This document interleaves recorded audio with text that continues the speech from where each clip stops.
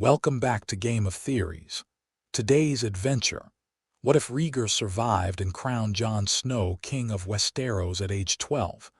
If you haven't already, hit that subscribe button and ring the bell so you never miss a story. Now, let's begin. Chapter 1. The Trident's true ending. The river ran wrong. Rhaegar saw it before he understood it. He had ridden over the ford once already that morning, and the Trident had been knee-deep and slow on the flats, swift only in the narrow chute below the willow stand. Now it was high. Not by much. A hand's width, perhaps. But the willows that had stood with their roots dry were standing in water, and the white stones at the bank looked gray. Someone upstream had opened a sluice. Or the gods had. He could not tell which, and a part of him too far away to be useful murmured that the difference no longer mattered. His destrier was tired. He had ridden 4 engagements that day, and the horse had carried him through all of them. The line had held on the eastern flank where Kennington fought, and the center had bowed but not broken, and he had pushed twice into the stag line and once into a knot of Tully spears, and the realm's last day was supposed to belong to him. He had been certain of that until mid-morning. He was still certain of it now, though the certainty had thinned to a film he could see through. He raised his visor, and the wind brought him river smell and blood smell, and somewhere a man was screaming the same word over and over, a word that had stopped being a word. Your Grace.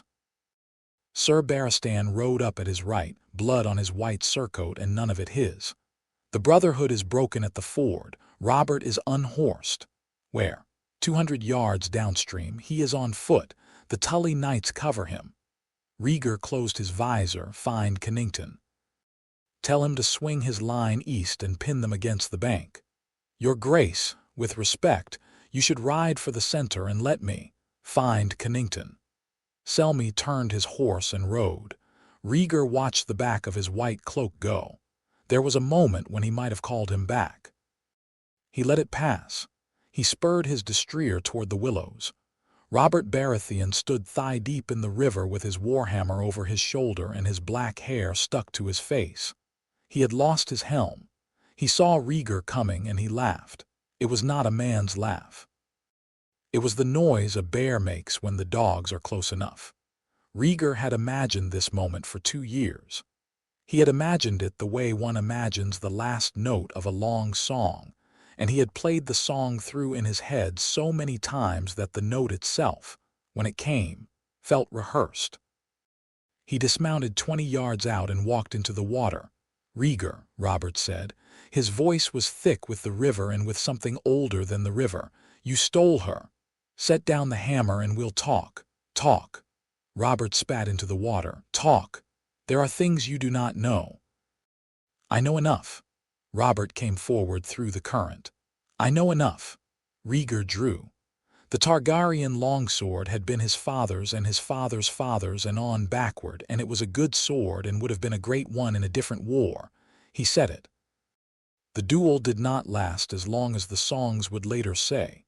He cut twice, and Robert caught both on the haft of the hammer, and then the haft of the hammer came around in a way Rhaegar had not expected, low and inside, where a sword cannot be. He turned his hip, and the haft took him on the side of the breastplate, and the breastplate held but his ribs did not, and the breath went out of him in a single hard cough that tasted of iron. The second blow he saw coming. The third one was the hammerhead and not the haft. It came down on his chest like the last blow of a smith on a finished plate, and the rubies that had been set into the breastplate broke loose and went into the river one by one. And Rhaegar felt the cold of the water before he felt anything else because the breastplate had buckled inward and was pressing him down. He was on his back in the current. The water was over his face. He saw the sun through it, blurred and red. He saw Robert standing above him with the hammer raised for a fourth blow that would not be needed. The river took him before the hammer fell. He did not remember the going. He remembered the cold, which was new, and the not breathing, which was old. He had not breathed properly since he had ridden out of King's Landing for the last time, and he had grown used to the absence. The river simply made the absence honest. He drifted. He thought, with a clarity that surprised him only later, that he had never finished the song. He thought of Lyanna. Not the Lyanna of the Harrenhal tourney with the crown of blue, roses already in her lap, and her gray eyes meeting his across the lists. The other Lyanna. The one in the Tower of Joy, who had been pale-cheeked and round with child when he had last seen her, and who had laughed at him for fussing and told him she had ridden harder pregnant than he had ridden sober. He thought of her laugh, which he could hear in his head as clearly as if she stood beside him. He thought of the child. He did not know if it was born yet. He had asked the Maester for a raven the moment one came, and he had ridden north under the certainty that none would come in time. The water carried him. The cold went into him and through him and out the other side. He stopped seeing the red sun. Hands took him under the arms. He was not aware that he had been pulled until he was lying in mud, and someone was cutting the breastplate off him with a small, very sharp knife. The man working the knife was small himself, and brown and quick, and Rhaegar did not know him.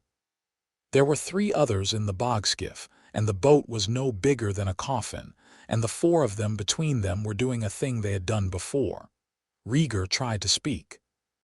The man with the knife shook his head once. "Quiet, my prince. There's a hammer blow still ringing in the air upstream. Don't ring with it." He shut his mouth. They got the breastplate off. It came in 2 pieces, which was wrong. The rubies were gone, which was less wrong. The gambeson under it was a sheet of blood, which was the most wrong. The brown man pressed his palm flat against Rhaegar's chest and held it there, and the pressure hurt in a particular way that meant the ribs were broken but not driven, and the brown man nodded as if he had asked his own question and answered it. "Howland," Rhaegar said. "Aye, my prince." "How?" "Slow your asking. We need to get you off the river." The skiff moved. It moved in the wrong direction, against the current, and Rhaegar saw the willow stand drift past on the right hand, and then on the left, and then the river had branches he had not known were there, narrow as a man and choked with reeds, and the skiff took 2 of them. The crannogmen did not pole. They pushed with flat wooden paddles that made no sound. The reeds closed behind them. He lost the sun for a while. He did not lose it the way he had in the river. He lost it because the canopy of the bog grew over them and the light went green and then darker. He shut his eyes. He could feel when he tried, the breath going in and the breath going out, and each breath was a small, careful negotiation with his ribs, and he made the negotiation each time and was paid in air. He thought of Lyanna again. He thought of the unborn child. He thought, with the clarity of a man who has been struck on the chest with a hammer, that if he died now the child would never know him, and if he lived, he would have to spend the rest of his life teaching the child something he had not yet found the words for. He decided, in the boat, to live. He woke in a wattle hut. There was wood smoke, and there was an old woman wringing out a cloth, and there was Howland Reed sitting on a stool with his elbows on his knees, and his hands clasped in front of him as if he were waiting for the answer to a long question. "My prince," Howland said. Rhaegar tried to sit up. The ribs forbade it. He set his head back on the rolled fur and turned it to look at Reed. The hut had 1 small window of oiled cloth, and the light through it was the color of a slow morning. "How long?" he said. "A day and a night. You slept the 2nd day through." "The battle ended at sundown the day you fell. Your line broke when you went into the river. Kennington tried to hold and was overrun. Selmy was unhorsed and taken alive, then ransomed back to a host that no longer exists, which is its own sort of cruelty. The Lannisters opened the gates of King's Landing yesterday at noon. Tywin's men are in the Red Keep. Aerys is dead. Jaime killed him." Rhaegar shut his eyes. He opened them. The information arranged itself the way information does when it is given to a man who has been shaped to absorb it. Aaliyah. He said, and the children? Out. 3 days before the sack, Sir Arthur arrived with 18 sworn men. Your wife and your son and your daughter are at Greywater under my mother's care. Decoys were left. Tywin's dog killed the decoys. The decoys. A woman of Aaliyah's house guards. 2 infants from a village near Stony Sept. They were paid for. Their families know they died in the Queen's service. Their families will be richer for it the rest of their lives. They were dead before the dog came. The Meister I sent saw to it. They felt nothing. You planned all of this. You and I planned a part of it. The rest came of its own accord, as plans do. Your Meister at the tower has not yet had word. Rhaegar closed his hand on the fur. The fingers worked. The hand worked. Lyanna. Word has not come. The Meister there is good. The labor was beginning when Sir Arthur's last raven from the tower reached me. That was 4 days ago. Then she may. I will not tell you she will. I will not tell you she will not. Rhaegar shut his eyes again. He had been raised to be a king, and then to be a singer, and then to be a king again, and then to be a man who saved the realm from his father, and then to be a man who saved the realm with prophecy, and then to be a man who lost a battle. He had been many things in his 30-odd years, and he had been good at most of them and great at none. He had never been a father. He did not yet know if he ever would be. The not knowing was a thing that lived under his sternum, where the hammer had broken the ribs. He named it. "How do we get out of this?" he said. Howland Reed nodded once, as if he had been waiting for this exact question. "You're already out, my prince. We pulled a body out of the water 2 miles down, Sir Davin of Stony Sept. He had a chest wound from a Tully axe that took him in the morning, and we dressed him in your spare armor before the engagement on the chance we'd have a use for him. You armored a dying man. He was already dying. We paid him with 20 dragons and a promise his sister would have it. She has it. He died on his own time. He did not die for you. He died because a Tully knight got under his shield. We borrowed his death afterwards, and the body.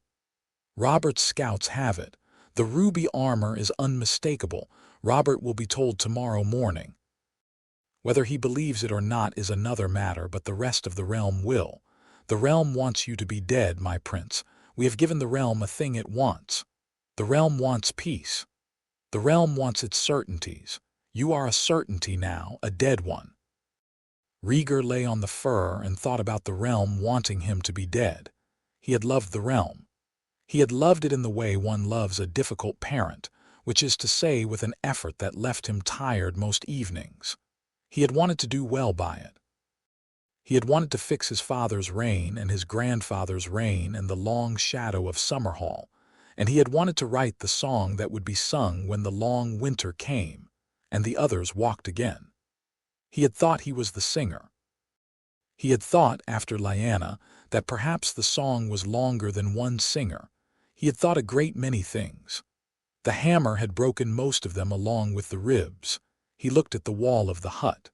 There was a charcoal drawing on it of a heron taking a frog. The lines were quick and confident. A child had drawn it some years ago, and no one had thought to wash the wall. He thought of the unborn child. He thought of Egon, who had been fed by his nurse the morning he had ridden out. He thought of Rhaenys, who had asked him to bring her a wildflower from the field, any color, she had said, but not yellow because yellow flowers smell of horses. He thought of Lyanna, who had laughed at him. "Get me on a horse," he said. "You cannot ride yet. Get me on one tomorrow." Howland Reed studied him for a long moment. He had a face like a stone you have rolled in your hand for years, softened in places, sharper in others, never gives up its weight. "Where do you ride, my prince?" "South, to the tower." "And if she is dead?" "Then I have a son to find, and if both." Rhaegar did not look away. "Then you have a body to find." Howland Reed nodded. "Tomorrow, then." Slowly. "We will go through the bog as far as Greywater. From Greywater you ride south with Lord Manderley's outriders, who are quietly mine in this country. They will get you to the marches. From the marches you ride alone with 2 of mine for company. You will look like a hedge knight. You will not look like a prince. We will burn your colors. We will burn the cloak. We have already burned the helm. There is no Rhaegar Targaryen anymore. There is a man on a reed pony in gray wool. Can you be him? I can be him. Good. Sleep then. Sleep is the price of riding tomorrow. He slept. He slept badly, in long, shallow stretches, and twice he woke thinking he heard a baby crying, and twice the sound was the wind in the oiled cloth window. And once he woke thinking he heard Lyanna laughing, and he could not say what had been the wind. In the dawn, the old woman bound his ribs with strips of linen soaked in some bog medicine that smelled of bark and clove, and made the binding warm against his skin. She did not speak to him. She did not look at him as a prince. She looked at him as a chest with broken bones in it, and she worked the bones the way a fletcher works a shaft, with small adjustments and a great deal of patience. When she had bound him, she gave him a wooden bowl of thick brown soup with grain in it, and the grain made his teeth work, and the work made him feel that he had a body again. Howland brought him a bundle of clothes. Gray wool tunic, gray wool breeches, a cloak of the same, worn boots, a belt with no buckle and a strap to tie. The boots did not fit. The boots had not been made for him. The boots had been made for someone half a hand smaller in the foot, and Rhaegar wedged his foot into them and felt his toes complain and accepted the complaint. My sword, burned with the cloak. You ride with this. Howland held out a hedge knight's longsword in a scuffed leather scabbard. The pommel was unadorned. The hilt was wrapped in old hide. The blade was Riverland steel, well kept, twice reforged, no song to it. It is a good sword. It has killed Andal raiders for 3 generations of one family I am fond of. It will do you well. Rhaegar took it. It sat oddly at his hip. He buckled it. He stood. The bog floor was packed dirt, and his feet found it. The ribs spoke, and he heard them, and he kept standing. The pony was small and shaggy and brown. It did not look at him with the recognition his destrier had had. It looked at him as it might have looked at any man, slightly bored, slightly hopeful for an apple. He had no apple. He laid his hand on its neck, and the neck was warm, and the warmth came up his palm and into his arm, and made him aware, slowly, that he had not been touched by a living thing in a way that was not pain since the river. He mounted with help. He did not mount with grace. He sat the pony, and the pony did not buck, and he found his balance and looked down at Howland Reed. How long until I see Lyanna? 3 weeks, maybe 4. We will take it slow, make it 3. I will try, my prince. Rhaegar started to lift his hand to wave farewell to the old woman in the hut, and remembered that hedge knights do not wave to Crannog women, and dropped his hand. The old woman in the doorway, watching them go, raised her own hand in the smallest of gestures, and let it fall. He rode. The pony went south through the bog at a walk. The Crannogmen on either side moved through reeds that closed behind them like water around a stone. By midday they were out of the bog, and onto a low road that no road-maker had ever surveyed, a track between 2 ridges that knew no signpost. The road went south. The pony went south. Rhaegar went south. His ribs reminded him with each step of who he had stopped being. He did not look back at the Trident. He never looked back at the Trident in his life. 12 years later, when his son had reached the age he had been when he was sent to court, Rhaegar would still not have looked at it. He would ride a road that took him around it by 10 miles to spare himself the sight. Howland Reed, who would ride with him on that day too, would notice. He would say nothing. The sun lowered. The road went on. A few miles short of dusk, the lead Crannogman raised a hand, and Rhaegar's pony stopped on its own, the way a pony does when it has been with a man's hand long enough to know. "My prince," Howland said, "there is a thing I have been meaning to ask you, and now seems the time. Ask." The song. Rhaegar looked at him. The song you spoke of at Greywater the year before the rebellion, the song of ice and fire, what of it? You were certain there was a singer. I was certain. Are you still? Rhaegar thought about it. The pony shifted under him. I am certain there is a song, he said at last. I am no longer certain there is one singer. Howland Reed nodded once gravely, the way a man nods who has been given the answer he expected and would have preferred to be wrong about. They rode on. By the third week he could mount without help. By the fourth he could mount without thinking. The ribs had set badly along one rib and well along the others, and the badly set one would ache him in cold weather for the rest of his life. He took this as a small interest paid against a debt he could not afford to repay all at once. In the marches, the Crannogmen left him. They embraced him in turn, not with the embrace of subjects but the embrace of men who have shared a long boat ride through close water, and he took it.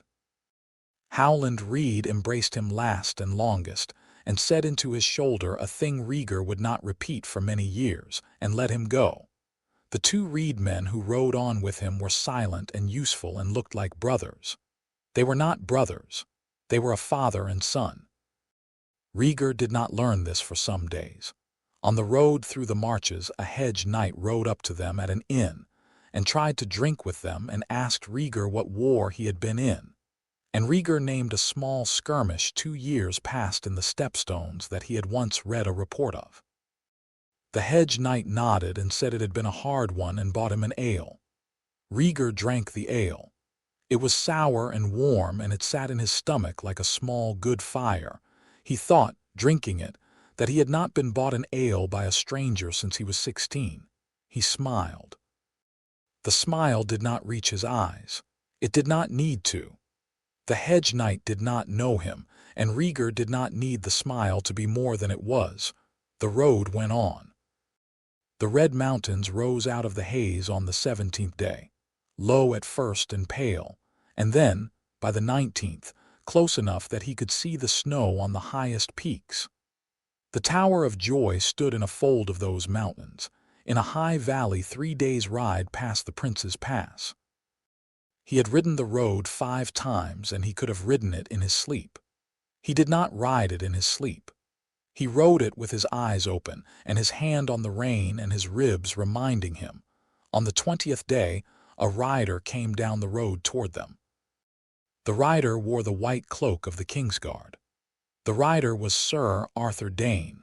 Arthur reined in 50 yards out and looked at Rhaegar for a long moment, and then dismounted and walked the rest of the distance leading his horse, because some things you do not do mounted. He knelt in the dust of the road, my prince. Arthur, stand up, do not kneel in the road. Arthur stood, his eyes were wet. He was the finest sword in the realm, and the realm had not yet found the test that could make him weep with a blade in his hand. The road and the seeing did what the blade had not. Lyanna, Rhaegar said, alive.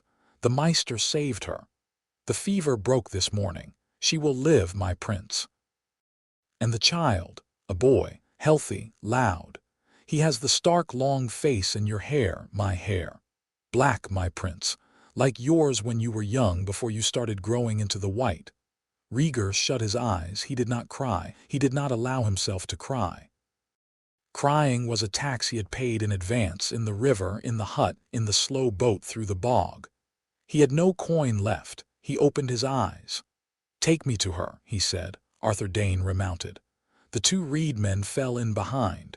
The pony took the climb at a walk. The road turned and turned again, and the Tower of Joy came into view at the head of the valley.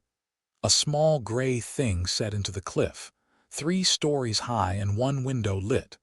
Rhaegar rode toward the lit window. Behind him, in a river 200 leagues north, the realm had buried a man in ruby armor and was singing songs about him already. Ahead of him, in a stone room 3 stories up, a woman who had nearly died was holding a child neither of them had named. He rode. Chapter 2. The Tower of Joy, the road into the Red Mountains, was harder than Ned remembered. He had ridden it once before. The summer he and Robert and Brandon had gone south to a tourney in Old Town and taken the long way home, the way that goes through the Prince's Pass for no good reason, except that they were young, and the pass was a thing to have ridden. Brandon had ridden it whistling. Robert had stopped at every inn. Ned had carried both their saddlebags more than once and had not minded. Brandon was gone. Robert had a throne. Ned was riding the pass again, 12 summers older, and the only one whistling was Howland Reed, who whistled tunelessly when the road was steep. There were 6 of them on the road. Howland, Ethan Glover, who had been with Brandon in King's Landing and had been kept in the black cells through the war and had come out thin. Lord Dustin, who had not yet been buried at Winterfell because he was riding south with Ned to die at his own pace. Mark Riswell, Theo Wall, and Martin Castle. Ned had ridden out of Storm's End with 200 men. He had left them at the river crossing. He had told Robert in the war council 4 days past that he could ride faster with fewer men. Robert had been drunk and had embraced him, and had told him to find her and bring her home, and then they would all be brothers, all of them. God's willing. Ned had ridden with 6 because the Tower of Joy was at the head of a narrow valley, and 6 men can ride a narrow valley quietly. He had ridden with 6 because the 3 Kingsguard who held the tower would not surrender to 200 and might to 6. He had ridden with 6 because he had told himself, in the part of him that lied to itself, that if there were only 6 of them then, the killing afterwards could be small. He had not yet admitted to himself that he had ridden with 6 because of the part of him that did not lie, which suspected the truth would be a thing he did not want 200 men to see. The road climbed. The Tower of Joy stood at the head of the valley, a thin gray stone tower 3 stories high, with a single window on the topmost floor. There was a stable lean-to and a sun shelter and a stand of oaks behind, and there were 3 white-cloaked figures standing in the road in front, and Ned saw them at the same moment Howland did. "There they are," Howland said quietly. "Aye, 6 of us, 3 of them. Aye. Best swords in the realm. I know." Howland reined in. Ned reined in. The other 4 stopped behind them. There was a wind in the valley that smelled of dust and dry grass and a thin thread of wood smoke from a fire someone had not put out behind the tower. Ned looked at the 3 Kingsguard. Sir Arthur Dayne in the center. White cloak, plate gone gray with dust, both swords on his back. Sir Oswell went on the right, a bat tower behind him on his shield. Sir Gerald Hightower on the left, his white hair longer than a knight's ought to be. 3 men who had not slept easy in a year and looked it. Ned walked his horse forward 20 paces and stopped. "I looked for you on the Trident," he called. "We were not there," Arthur Dayne said.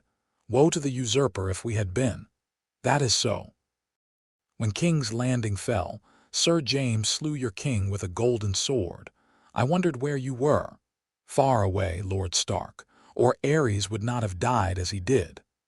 I came down on Storm's End to lift the siege. The Lords Tyrell and Redwine dipped their banners, and all their knights bent the knee to make their peace. I was certain you would be among them. Our knees do not bend easily. Sir Willem Darry has fled to Dragonstone with your queen and Prince Viserys. I thought you might have gone with him. Sir Willem is a good man and true. But not of the Kingsguard. The Kingsguard does not flee." "Then or now," said Sir Oswell. "We swore a vow," said Sir Gerald. Arthur Dayne's eyes did not leave Ned's face. There was no anger in them. There was something Ned did not yet have the word for. "Your sister," Arthur began. The tower door opened. A man walked out into the road. He was tall. He wore plain wool, brown and gray, with no color and no badge. He had no crown. He had a sword at his hip, and the sword was unadorned. He had the long bones of a Valyrian face and the pale hair that goes with it, and he was older than Ned remembered him being, and the years had taken the youth out of his face and put something heavier in its place.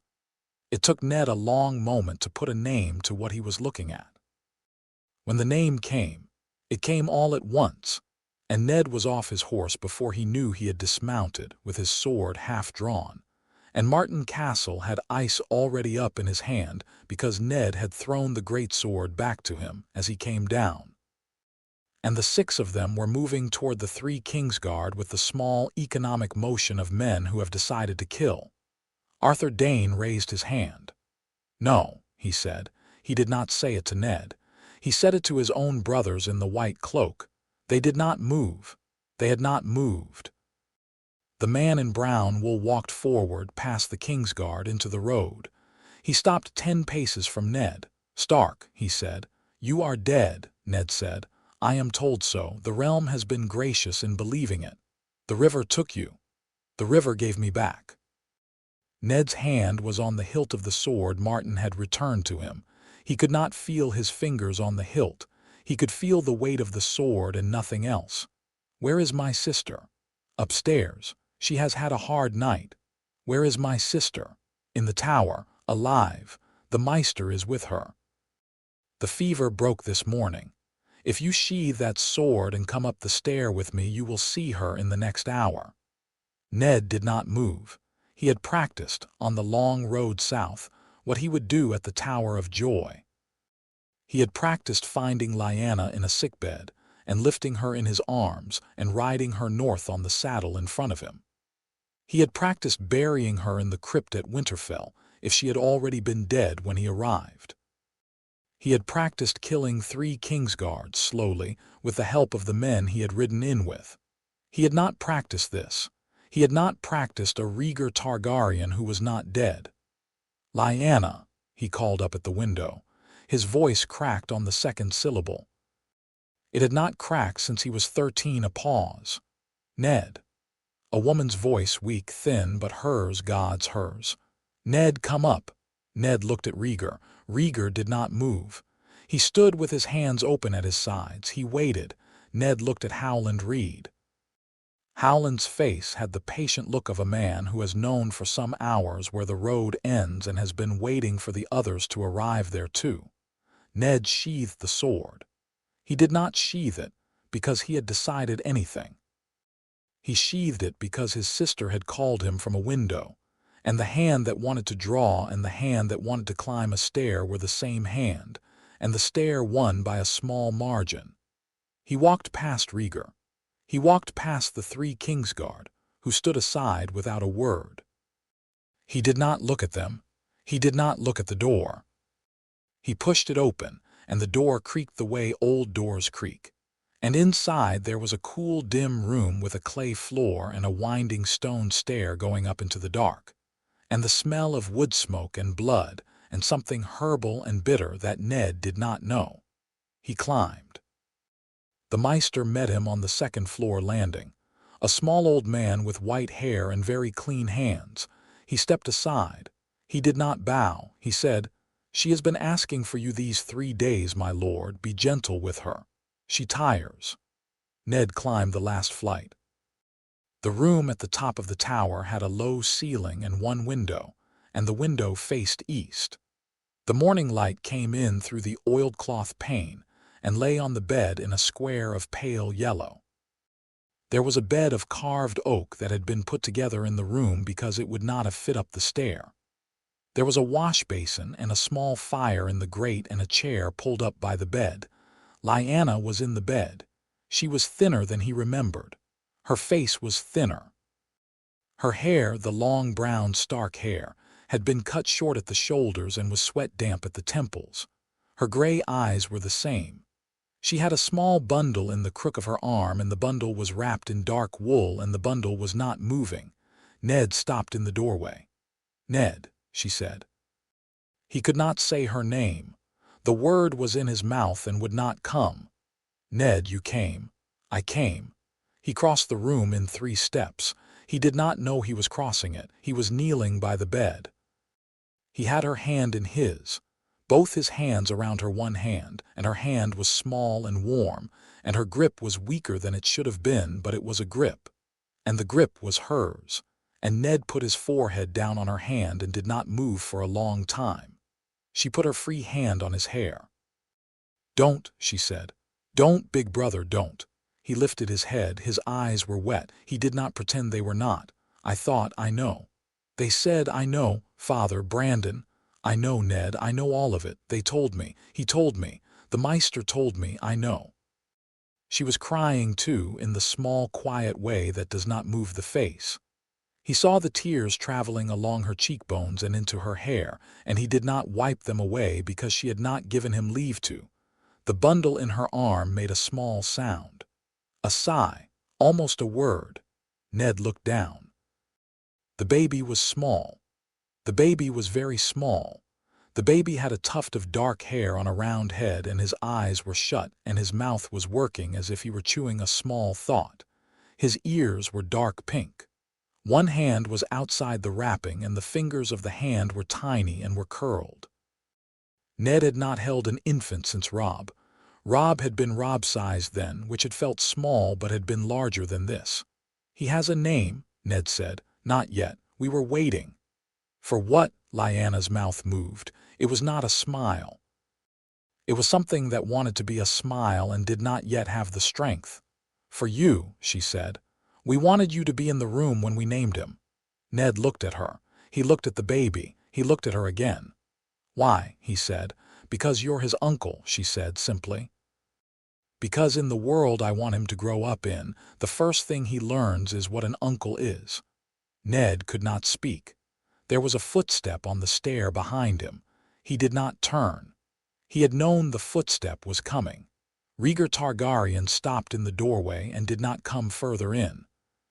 He stood in the doorway with his hands at his sides, the way he had stood in the road. "Stark," he said quietly. Ned did not turn. "Lyanna," Rhaegar said. "He came, Rhaegar. He came." "Sit down," Lyanna said. "Both of you. The two of you in this room together, and you cannot find a chair between you." Ned the chair. Rhaegar the stool by the wall. "Both of you sit. I am tired of looking up." The first thing Rhaegar Targaryen had said to him directly was the word Stark in the road, and the second thing Rhaegar Targaryen said to him was nothing. He simply walked to the stool by the wall and sat on it, with his hands on his knees, and waited. Ned sat in the chair. The chair was low. He had to bend his back to lean toward Lyanna. He bent it. "Tell me," he said. "How much do you know?" she said. "I know what Robert told me, which is the wrong half of what happened, I think." "Yes." She turned her head on the pillow to look at Rhaegar. "Will you? You should rest."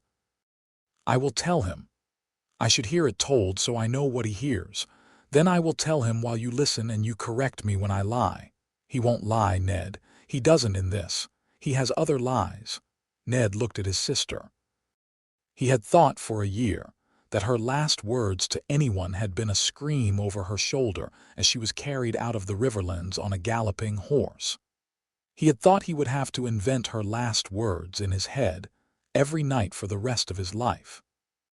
She was here, and she was speaking, and she was making a small, dry joke about Rhaegar Targaryen's lies, and Ned was kneeling in a tower in the Red Mountains being told by his sister that she trusted in the substance of a man. She trusted not at all in the form. "Tell me then," he said. Rhaegar told him. He told him plainly. He did not use the word abducted. He did not use the word eloped either. He said instead that he and Lyanna had spoken at Harrenhal, and they had written letters afterward, more than they should have, and Lyanna had been pledged to a man she did not want, and Rhaegar had been wedded to a woman whose people he was beginning to hear lay plans against him through her brother, and the two of them had decided, separately and then together, that they did not see how the song they were being asked to sing was one they could sing.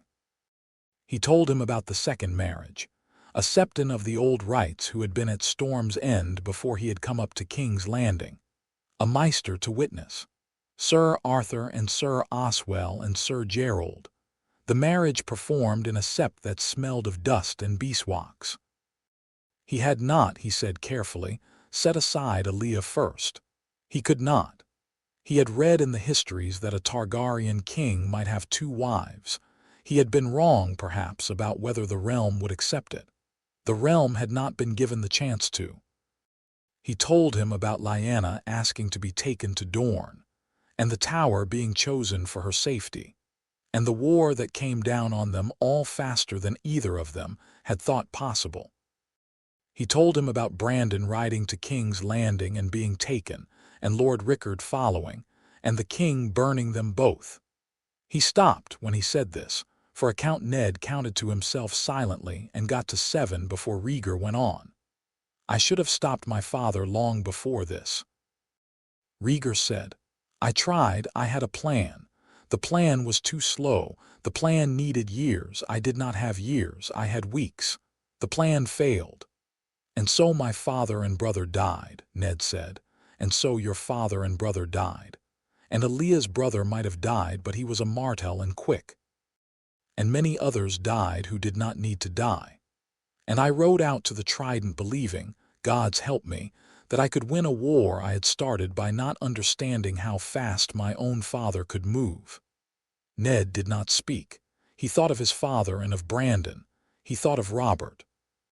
He thought of the army he had left at the river crossing, and the army at King's Landing under Tywin, and the lord he had left at Storm's End to keep the Tyrell host from reforming, and all the moving pieces of a war that had ended yesterday morning when the news had reached him.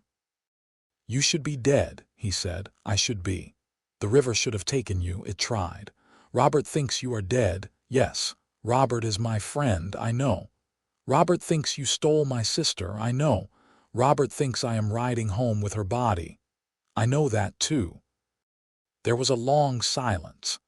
Outside, in the road below, the 3 Kingsguard would be standing as they had been standing when Ned had ridden up. Howland Reed would be standing with his hand on the neck of his pony.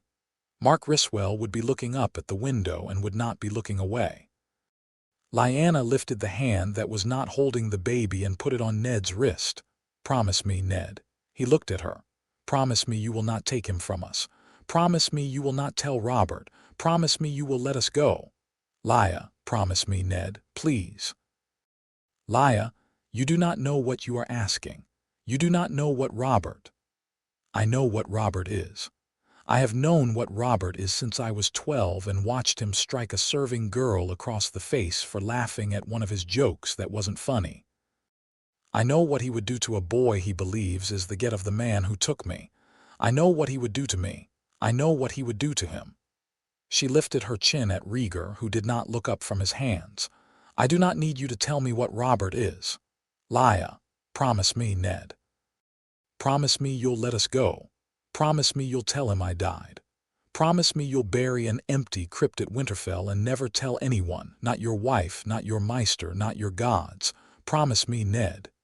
He held her hand. He held her hand for a long time. He thought of Robert. He thought of Brandon, who had had a way of clapping him on the shoulder when Ned had said something serious, and who would have made a joke now if he could have. He thought of his father, who had taught him that a lord's word was the only coin a lord had, and who had been wrong about that, as fathers can be wrong even when they are right. He thought of the baby in his sister's arm. He looked at the baby. The baby's mouth was still working on its small chewing thought. The fingers were still curled. The dark hair was darker than Lyanna's, was darker than Rhaegar's, was darker than any Targaryen ought to grow but for the babies, who came dark and turned silver in their 2nd year. The baby could be any baby. The baby could be Ned's own if Catelyn had borne him here in this room. The baby was not Ned's. The baby was Lyanna's. The baby was a son of his sister, in his sister's arm, in a stone tower at the head of a valley in the Red Mountains of Dorne. The baby opened his eyes. The eyes were dark gray. They were the color of the Stark eyes. They were the color of Lyanna's eyes. They were the color of the Trident water Ned had ridden over a year ago in autumn, and the color of the sky above Winterfell on a winter morning when the sun has not yet broken the cloud. The baby looked at Ned. The baby did not know what an uncle was. The baby did not know what a king was. The baby did not know what an oath was, or a promise, or a lie. The baby looked at him as a baby looks at a face, slowly, with no urgency and a certain absolute interest. Ned said, "I promise." He said it to the baby first. He said it to Lyanna second. He did not say it to Rhaegar because the promise was not Rhaegar's to take. Lyanna closed her eyes. She did not weep. She had wept everything she had to weep already, and the only thing that came now was the slow, long breath of a woman who has been holding a thing for an hour and has been allowed at last to set it down. "Thank you," she said. "Lya." What is his name?" She opened her eyes. She looked at Rhaegar. Rhaegar said quietly, "Ye Harrys." "Ye Harrys," Ned repeated after the conciliator. "And what does his mother call him?" Lyanna's mouth moved. This time it found the smile it had been looking for. "Jon," she said. "Like the Stark Johns, but new. He is a new boy. He gets a new old name. Jon. Jon." Ned looked at the baby. "Jon." He looked at the baby and he saw his sister and he saw the man on the stool by the wall and he saw, also, a boy who would be a man in a world that did not yet know what to do with him. "Jon," Ned said. The baby blinked. It was not an answer. It was a baby blinking. Ned took it as an answer anyway. He bent his head and kissed his sister on the forehead. She raised her hand and put it on the back of his neck and held it there a moment, the old gesture of her, the one she had used when they were children, and she wanted him to stop being grave. He stood. He had to. He could not stay kneeling. "I have to ride," he said. "Today, tonight. I know." "What do I?" "You tell them you found me dying. You tell them I bled out my insides in your arms. You tell them I asked you to bring me home and you brought me home, and what came home was less than what you went south to find. You tell them whatever it takes, Ned. I trust you to tell it. You always told a story straight. And the crypt, empty," she said, "or fill it with stones. The stones won't care. The stones know. The stones know. The old way. It's the gods we lie to, brother, not the stones. The stones know everything anyway." She looked tired. She closed her eyes and did not open them, and her hand fell loose on Jon's wrapping, and the Maester behind Ned cleared his throat softly. "She must sleep now, my lord. The fever is broken, but she will not be strong for some weeks." "Yes." Ned bent and kissed her forehead a second time. She did not stir. He looked once at the baby, who was looking at the ceiling now with the same absolute interest. He turned to the door. Rhaegar Targaryen stood up from his stool. "Stark," he said. "Targaryen. Thank you. Do not thank me. I will not if it asks you to be less than what you are. I will say it once and not again. Thank you." Ned looked at him. Rhaegar's face was old. He had not been old at Harrenhal. He had been the Silver Prince at Harrenhal, and the harp had been in his hands, and the crown of blue roses had been in his lap before he had set it in Lyanna's. And Ned had been 17 and angry and watching from the lists. And the Silver Prince had been a thing of beauty Ned had not had a word for. The Silver Prince was a memory now. The man in the doorway was tired and brown-clothed and was waiting for a man whose sister he had taken to say something to him that did not have to be said. Ned did not say it. He went down the stair. He came out into the road. Howland Reed looked at him. The 3 Kingsguard stood where they had stood. The other 5 men of his company stood holding the horses' heads. The sun had moved a hand's width across the sky, and that was all. "We ride," Ned said. "My lord." Martin Castle began. "We ride. Tonight. North." "My lord, where is—" "My sister is dead, Martin. The fever took her. She is in there. I have asked the Maester to wash her body and lay her in the dark. We will return for her when the war is settled and the road is safer. There is no one in that tower but a Maester and the bones of 3 Kingsguard who will not surrender to me." His voice did not waver. He had not known he could speak this lie. He spoke it. "Mount up." He saw Martin's face change, and Mark Riswell's and Ethan Glover's. He saw Lord Dustin set his shoulder and look at the ground. He saw the small flicker on Howland Reed's mouth that was not a smile and was a recognition. He mounted. He rode. He rode north for 3 weeks, and he did not look back at the Tower of Joy, and he never looked at it again in his life. When he reached Winterfell in the autumn rain, he walked down into the crypts alone, and he laid in the alcove beside his father and brother a coffin he had built himself in 3 nights on the road, with stones in it for weight, and he closed the door on his sister and left her there. He did not tell Catelyn. He did not tell the Maester. He did not tell Robert when Robert rode to Winterfell to embrace him and weep on his shoulder and ask, again and again, where had they buried her. "Down in the crypts," he said, "down in the crypts where the Stark women go." And Robert wept, and Ned held him, and the promise sat in Ned's chest where Brandon and Rickard had once sat. And Ned learned to carry all 3 of them at once, and he carried them for 12 years. Chapter 3. The hermitage stood in a cleft of the Red Mountains where the headwaters of the Brimstone climbed out of the rock and ran east in a thin, loud line. It had been built 400 years ago by a Targaryen second son who had wanted somewhere to sulk. Sulking, as a profession, had not held him long, and he had gone home after a year and a half and married a Hightower and forgotten the place, and the hermitage had been forgotten with him. A man Rhaegar had paid handsomely to forget it again, had restored the roofs, and the well and the kitchen flue. And Doran Martell had moved a household into it from Sunspear 3 years ago. And now it had a stable and a small forge and a garden in the south-facing court where pomegranates ripened against the wall. The walls were old red sandstone, and the roofs were new green tile.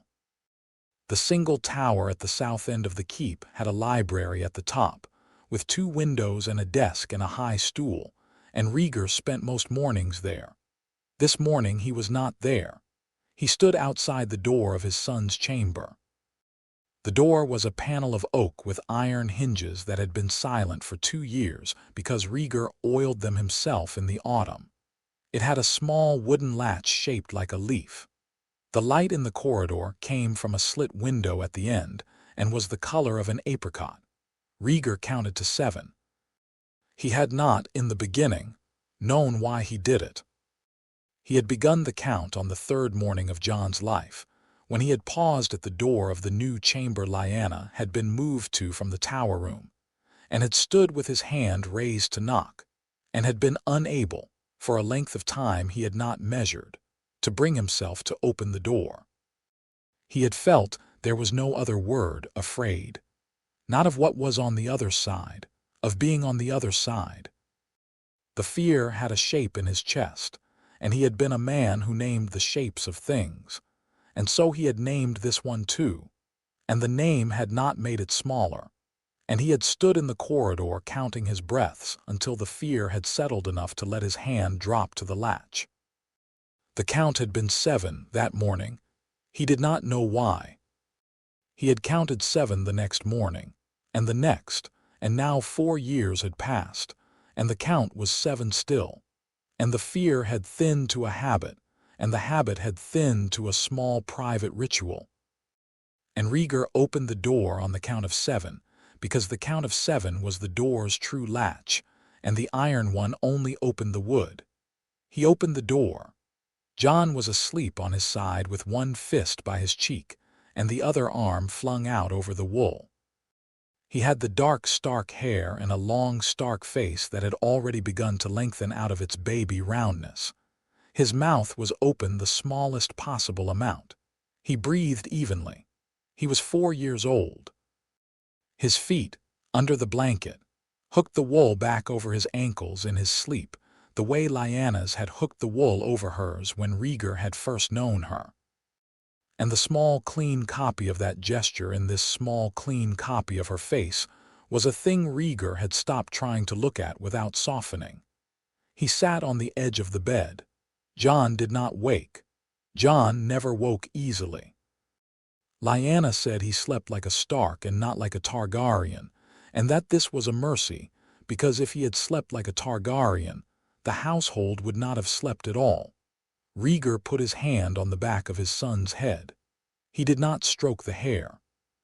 He simply rested his palm there, the weight of the hand on the curve of the skull, and let the warmth of the skull come up through the bone of his hand and into the wrist and into the arm. "Jon," he said quietly.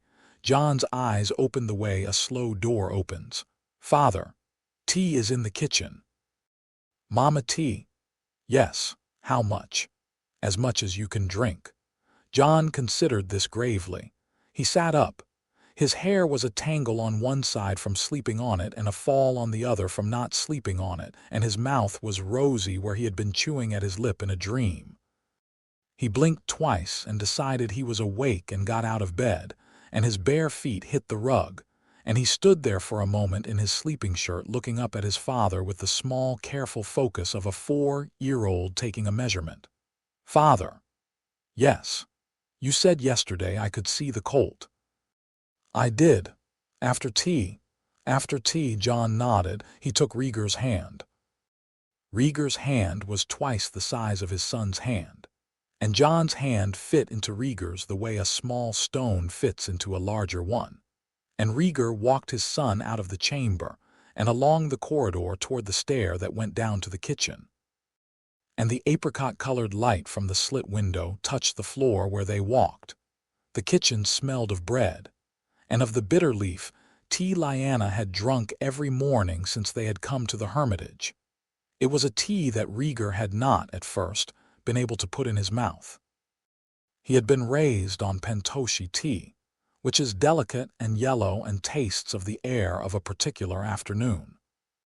Lyanna's tea was a thick brown infusion of a bitter leaf that grew on the slopes of the marches, and it had a tannin that the Targaryen tongue, raised on green and yellow teas, finds offensive. He had drunk it twice in the early days to be polite. He had stopped. He had not thought of the leaf again. When Jon had been 3, he had crawled up onto the kitchen bench one morning and had pulled at the sleeve of the cook, an old Dornish woman called Rosamund, who had been in service to House Dane, before Doran had bought her loyalty over to the hermitage. And Rosamund had bent down and Jon had whispered, in a serious voice, "Mama tea," and Rosamund had not understood. Lyanna had explained. Rosamund had brewed Jon a small cup, half-strength, with goat's milk in it. Jon had drunk it. Jon had asked for more. Jon had been the color of his mother's tea in his mind's eye ever since. Rhaegar had learned to make the tea. He had learned because Rosamund did not come into the kitchen until mid-morning and Jon woke earlier than that. He had stood at the kitchen hearth on the 3rd week of Jon's tea drinking, and he had set the kettle on the iron, and he had measured out the leaf into the brown pottery teapot Lyanna preferred over the silver one, and he had poured the water on. And he had counted the steeping. He counted to 7 3 times. The 3rd 7 was the strong cup. The 2nd was the right one for a child, and he had set the cup on the wooden tray and carried it up the stair. The tea had not improved on the Targaryen tongue. He drank it anyway. He drank a cup himself each morning with Jon in the kitchen, before the household woke. He did not know if this was love or habit or some smaller thing that had outlasted both of those, and he did not need to know. This morning Lyanna was at the kitchen table. She was in a wool robe over a sleeping shift, and her hair was loose, and she was reading a letter. She had a mug of the tea by her elbow. "Mama," Jon said, "little wolf, come here." He went. He climbed onto the bench beside her. She put her free arm around him and pulled him in against her side and read the rest of the letter with him pressed warm against her ribs. "Anything?" Rhaegar asked, "from Catelyn?" "Oh, Rob is 6. He fell off a pony last summer and broke his arm, and Ned is teaching him to ride one-handed before the winter. Sansa is 3 and is already terrified of dogs. She wants a cat. Catelyn is with child again. Again. It will be 5 by now if she is carried by her count. 5. My brother and his Tully, Lyanna said, with the small fond exasperation she used only when she spoke of Ned and Catelyn. He will populate the north by himself if no one stops him. Ned writes well of you. He writes well of all his dead. He is a writer of letters who does not know it." She looked at the letter at the back of it where Ned had drawn for her a small, careful direwolf in ink with very tiny ears. "He drew me a wolf. He hasn't drawn anything in his life. He has now. He has now." She folded the letter. She set it on the table, face down, with her palm flat on it for a moment, and then she lifted her palm and the letter was a letter again and not a thing she was holding closed. "He says he met a sellsword captain at White Harbor. Rhaegar set the kettle on the iron. Did he? A man called Tyrosho who claims to know an old friend of yours from Valentes. The friend has men and ships. Ned thought you should know. Tyrosho. MM. Names move," Rhaegar said, "and names mean men. Howland will know him. Howland knows everyone. Howland knows the half of everyone who isn't sure they are known." That's a Targaryen sort of sentence. It is. Jon, between them, reached for the tea mug and pulled it carefully toward himself and took a small, careful sip. He set it down with great gravity. He looked at his father. He looked at his mother. He said, "It is hot today." "Yes," Lyanna said, "it will be. Aegon and Rhaenys are still abed." "Aegon is awake," Rhaegar said. "Aegon is in the yard with Oswell." "Oh," he started at first light. "Why?" "Because he is 6 and is convinced he can do at 6 what he could not do at 5. "Can he?" "Some of it." Jon thought about this. He thought about it in the 4-year-old way, which is a way that has fewer words in it than an adult thinks. After a long minute, he said, "When I am 6, can I do what Aegon does?" "At 6, some of it, all of it, some of it, the rest of it at 7. Jon nodded. He drank a second careful sip of the tea. He set it down with greater gravity than the first time. He said, "Father." "Yes." "Why don't we live in a castle with our names on it?" The kitchen was quiet. Rhaegar did not look at Lyanna. Lyanna did not look at Rhaegar. The kettle ticked on the iron. Rosamund's bread starter, on the shelf above the hearth, gave one small chemical sigh and was silent. "Because the castle is too cold in the winter," Rhaegar said. "Oh, drink your tea, all right." Jon drank his tea. He did not press the question. He was 4. He kept the question in the place where 4-year-olds keep questions they have decided not to ask aloud. And he and Rhaegar would visit the question again, when Jon was 9, and Rhaegar would tell him the truth then. And Jon would remember, at 9, the morning he had asked it at 4. And would know that he had been ready to ask it earlier than he had been ready to hear the answer. Lyanna laid her head against Jon's hair for a moment, and then lifted it. She caught Rhaegar's eye over the top of their son's head. The look in her eye was the one that had not changed in 12 years. It had begun at Harrenhal, and it had survived the war and the river and the tower and the journey south, and it was a look that said, "I see what you are doing, and I love you for the doing of it, and I know exactly what it costs you." He held the look. She let it go. "Come on, little wolf," she said. "Drink up and we'll see the colt." The colt was in the lower paddock with his mother. He was 3 days old. His coat was a soft, uneven dun. He had legs too long for his body and a head too big for his neck, and he stood at his mother's side with the bewildered look colts have when they have not yet committed to whether they are pleased to be alive. The mare nosed his back. He swayed against her. Jon sat on the top rail of the paddock with his father's hand on his back so he would not lean too far. He watched the colt. "His name," Jon said. "You can give him one." Jon thought about this. He thought about it for some time. The colt did not move. The colt's mother did not move. The morning was warm and a fly was working at the colt's ear without success. Jon watched the colt's ear flick at the fly. He watched the fly come back. He watched the ear flick. "Flick," he said, "flick. Because of his ear, flick it is. He'll grow into it. He will." The colt staggered 3 steps and lay down. The mare bent her head to lip the dust off his neck. Jon laughed once, the 4-year-old laugh that goes up in pitch on the second syllable, and Rhaegar lifted his hand from his son's back and put it briefly on his son's head. And the rough warmth of Jon's hair was the same against his palm, as the warmth of the bowl of tea in his other hand. And the small mathematics of the morning did its small accounting in the column of his chest where the broken rib had set badly, footsteps in the dust behind them. He knew the step before he turned. Alia was in green linen with a Dornish shawl over her shoulders and her hair plaited away from her face. She had been in the orchard. She had grass seed on her hem. Husband, wife, she came up to the rail. Jon turned on the rail to see her. She put her hand on his back, where Rhaegar's hand had been. Little Jon, Lady Mother. She had asked him when he was 2 and had begun trying to say her name and could not get past the L to call her Lady Mother. It had begun as a joke and had become a habit, and the habit had become a thing. Jon called Lyanna Mother and Alia Lady Mother, and Aegon called Lyanna Lady Mother and Alia Mother, and Rhaenys called them both Mother because Rhaenys was Rhaenys and could not be made to choose. And the children had worked out the linguistics of the Hermitage household without consulting their parents. You named the colt Flick. Flick is a good name. Flick is a fine name. The colt will not be ashamed of Flick. That is what I thought. She looked at Rhaegar over the top of Jon's head. A word, always. She moved her hand from Jon's back briefly to brush Rhaegar's wrist as she walked past him. It was a small touch. She did not need it. He did not need it. They had been apart for the long year of the war and the early year of the hiding.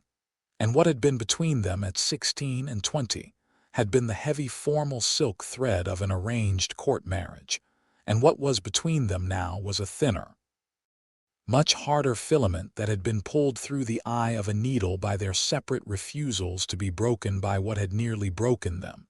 And the brushed wrist was an acknowledgment that the filament was still there, and a request for him to follow her, and he followed her. They walked together along the wall of the lower paddock. Doran writes, "Yes, he says you are not moving. I am not. He thinks you should be. I know what he thinks. He thinks the realm will not crack of its own. He thinks it must be cracked. I know what he thinks. He is not wrong, husband. The realm has had 4 years to crack of its own, and it has not done so." Rhaegar stopped walking. He stood with his hand on the wall and looked back at his son on the rail with Lyanna come up behind him now, and Lyanna's arm around the boy's middle and her chin on the top of the boy's head, and the colt staggering up off the dust, and the mare lipping the colt. "Alia," he said. "Yes." "How old was Aegon when you first taught him to write his name?" 3. He could not, of course. He could draw an A and a half G. Why? "Because I have just thought of it. Because I have just thought that Aegon is 6 now, and you have been teaching him to write for 3 years, and you will teach him for 10 more years yet. And one day he will write me a letter, and I will keep it in the desk in the tower. Because 3 years is the kind of time you spend teaching a boy his letters, Alia. The realm is not a boy. The realm is an old man with a bad knee. You cannot teach an old man with a bad knee anything in 3 years. You cannot teach an old man with a bad knee in 7. He must die first." Alia looked at him. There had been a year, the year after the war, when she had been ill from the long crossing out of the Red Keep and the longer ride south, and she had nearly died of a marsh fever the Hermitage Meister had not at first known. He had sat at her bedside for 14 nights. He had not slept beside Lyanna in that fortnight. Lyanna had nursed Jon, and Alia had been close to leaving them, and Rhaegar had held Alia's hand and read to her from the books she liked, the histories of the Rhoynar and of the early Targaryens. And on the 7th night, Alia had opened her eyes and had looked at him and had said, "You fool. I am not dying tonight, go and sleep," and he had gone and slept and she had not died. Since then she had not let him romanticize her. She did so now. "You sound like your father," she said. He looked at her. "Not the words," she added. "Ares never thought as long." "You sound like Ares in the moment before he didn't think long enough. You are going to wait too long, Rhaegar. You are going to wait until the realm decides on its own which boy it wants, and the boy will not be ours." Aegon is 14 years from his majority. I am not speaking of Aegon. He looked at her again. You are speaking of Jon. I am speaking of all three of them, and of Rhaenys and of you.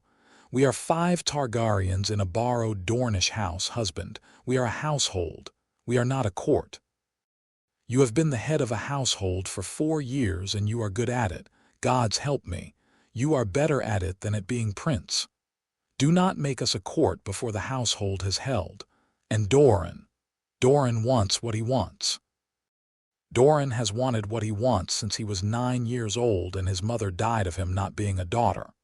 Doran will be patient because he has no other option. He will be patient with you because he must, and with me because he loves me, and with the children because they are children. But he will not be patient forever. No one is patient forever. You are. I am not. I am tired. He looked at her hand on the wall. The hand was thinner than it had been at 20. The hand had the small grace it had always had. What would you have me do? He said. Send back to Doran what he sent. Tell him to keep his sellswords on hire and not on the move. Tell him the realm is not yet ready. Tell him our children are not yet ready. Tell him to give us a year. A year. A year, Rhaegar. 1 year more of bread in the kitchen. Of Mama T. Of the colt called Flick. Then we can talk again of cracking the realm. He looked back along the wall at his son and his other son's mother, and at the colt that had stood up again, and at the apricot light on the green tile of the upper court. He thought of the 7 count he had made outside Jon's door an hour ago. He thought that he had not, in 4 years, been required to choose between the household and the court, because the household had been the only thing he had had to be the head of, and the court had been a thing to be made eventually. And he had been able to put both into the same long, hopeful sentence in his head and have the sentence make sense. The hopeful sentence had broken. A year, he said. Yes. I will write him today. Good. And after the year. After the year we will be having this conversation again. Elia said. And I will be saying different things, because in a year Jon will be 5 and Aegon will be 7. And the household will have held and the realm will not yet have cracked, and you will be the same man. And I will have decided something I have not yet decided. And we will see what shape the next year takes. He looked at her.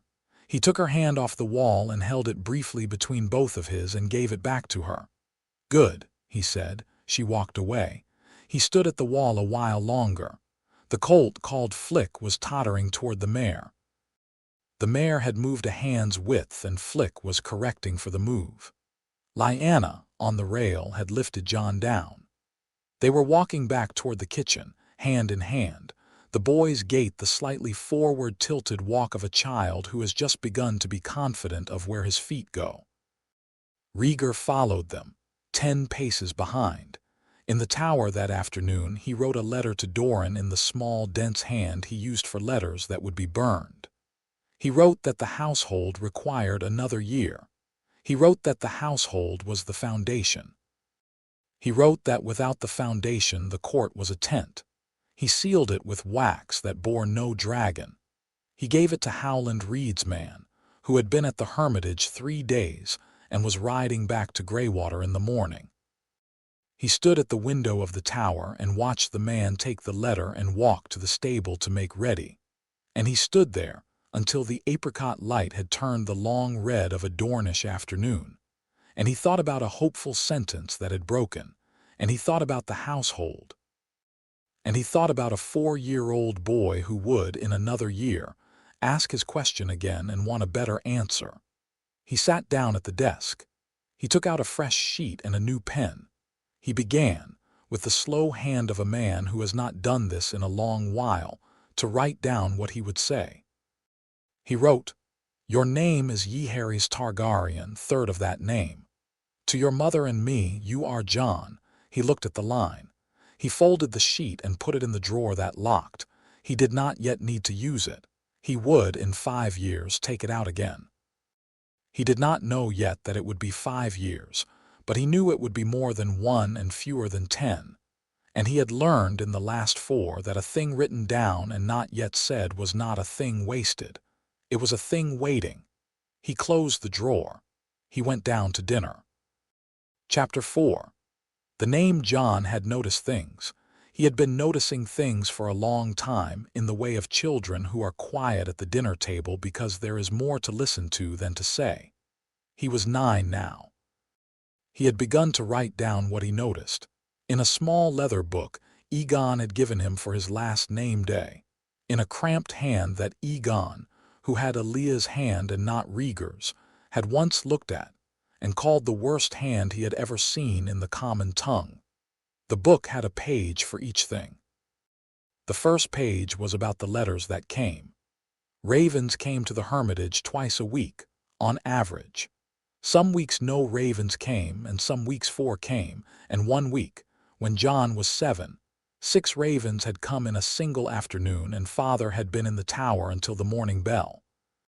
The letters were burned after father read them. The ash was tipped into the kitchen midden and not the courtyard one. Jon did not know why until he was 8, when he had asked Rosamund, who had said, "Courtyard ash blows over the wall, child, and what is in the ash is no one's business beyond the wall." The second page was about names. People at the hermitage had 2 names. They had the name they used in the house, and they had a name they used when a stranger came up the road. There were not many strangers. Howland Reed was a stranger, sort of. He came twice a year, and he was treated as a stranger by no one, and Jon's father called him by his name. But the bannermen who had begun to come in the last year did not get told the house names. Father was called Sir Meister when one of these men came up. Mother was called Lady Lyanna. Aleia was called Lady Mira. Aegon was called Egg. Rhaenys was called Ren. Jon was called Jon because his name was Jon, and Jon was a name that did not need a second name to be safe. The third page was about the tower. The tower had 3 floors. The library was at the top. The middle floor had a desk and a long table and the strongbox. The bottom floor had a small armory for the practice swords, and a stand for the saddle Rhaegar had ridden out of the Red Mountains on, 8 years ago, which had a broken stirrup that no one had ever fixed. Jon did not know why the stirrup had not been fixed. He had asked Oswell once, and Oswell had said, "Some things a man keeps the way they were when they meant something, lad." Jon had written this down in the book on the page about the tower, and he had drawn a small, careful saddle, and he had drawn the broken stirrup at the side. The fourth page was about his father. This was the page Jon worked at the most, and the page he was least pleased with, and the page that had the most things crossed out. He could not get his father onto the paper. His father had a voice that went low and slow when he was thinking, and a hand that was always either holding a pen or a sword hilt or a cup, and a habit of standing in doorways for a count of 7 before he came into a room. And Jon had marked this count in the book at the bottom of the page, father, 7 at doors. And Jon could put each of these things down on the page, but he could not, when he had written them all down, see his father. The page was the bits, not the man. Jon had decided, the week he turned 9, that he would have to learn more bits, and then there would be enough bits to make a man. This morning he was in the yard. The yard was the lower one, the long one, with the practice bell at the south end and the straw butts at the north. Aegon was at the pell with a heavy wooden waster, and Sir Oswell was watching. Jon was at the center of the yard with a lighter waster, and Sir Arthur was watching him. "Again," Arthur said. Jon stepped. He had been at this for 3 years. He had begun at 6 with a stick. He had moved at 7 to a small waster that had been carved for him at the forge by the smith they had brought down from Sunspear in the 2nd year. He had moved, this winter, to the lighter waster Aegon had given him when Aegon had grown into the heavier one. The lighter waster had a balance that was almost right, and Jon had begun to feel the rightness as something his hand knew before his head did. Again, he stepped, he cut, he recovered, he stepped, he cut, he recovered. Stop. Jon stopped. Your foot. Yes, sir. Where is your foot? Outside, sir. Why is it outside? Because I am cutting at the front rank. And what is the front rank doing, coming at me, sir? And how does the front rank not come at you? I am not in front of it. You are not in front of it, so where is your foot? Outside the front rank, sir. Yes. Outside the front rank. And what is outside the front rank? His side, sir. And what is on his side? His sword arm, sir. And what does his sword arm do when you are on its side? It cannot reach me as easily, cannot reach you as easily. Yes, now, Jon stepped, he cut, he recovered. His foot was outside. Again. Aegon at the Pell had paused. He was watching. He had finished his set and he was leaning on the waster with the tip in the dust and the air going in and out of him a little quicker than at rest. He was 13, near a head taller than Jon now, with the silvered hair that had begun coming in at 12 in single threads through the dark, and that had, at 13, taken over half his head. Jon's hair was still dark. Arthur said, 3 more, then stand down. Jon did 3 more. The third had Arthur's small nod, which was a thing rarer than the morning star and worth more than dinner. Jon stood down. Aegon came over. You're faster than you were at the equinox. You think, I know, I've been watching you all winter. I haven't seen you. You're not supposed to. I watch from the gallery, from the stairs.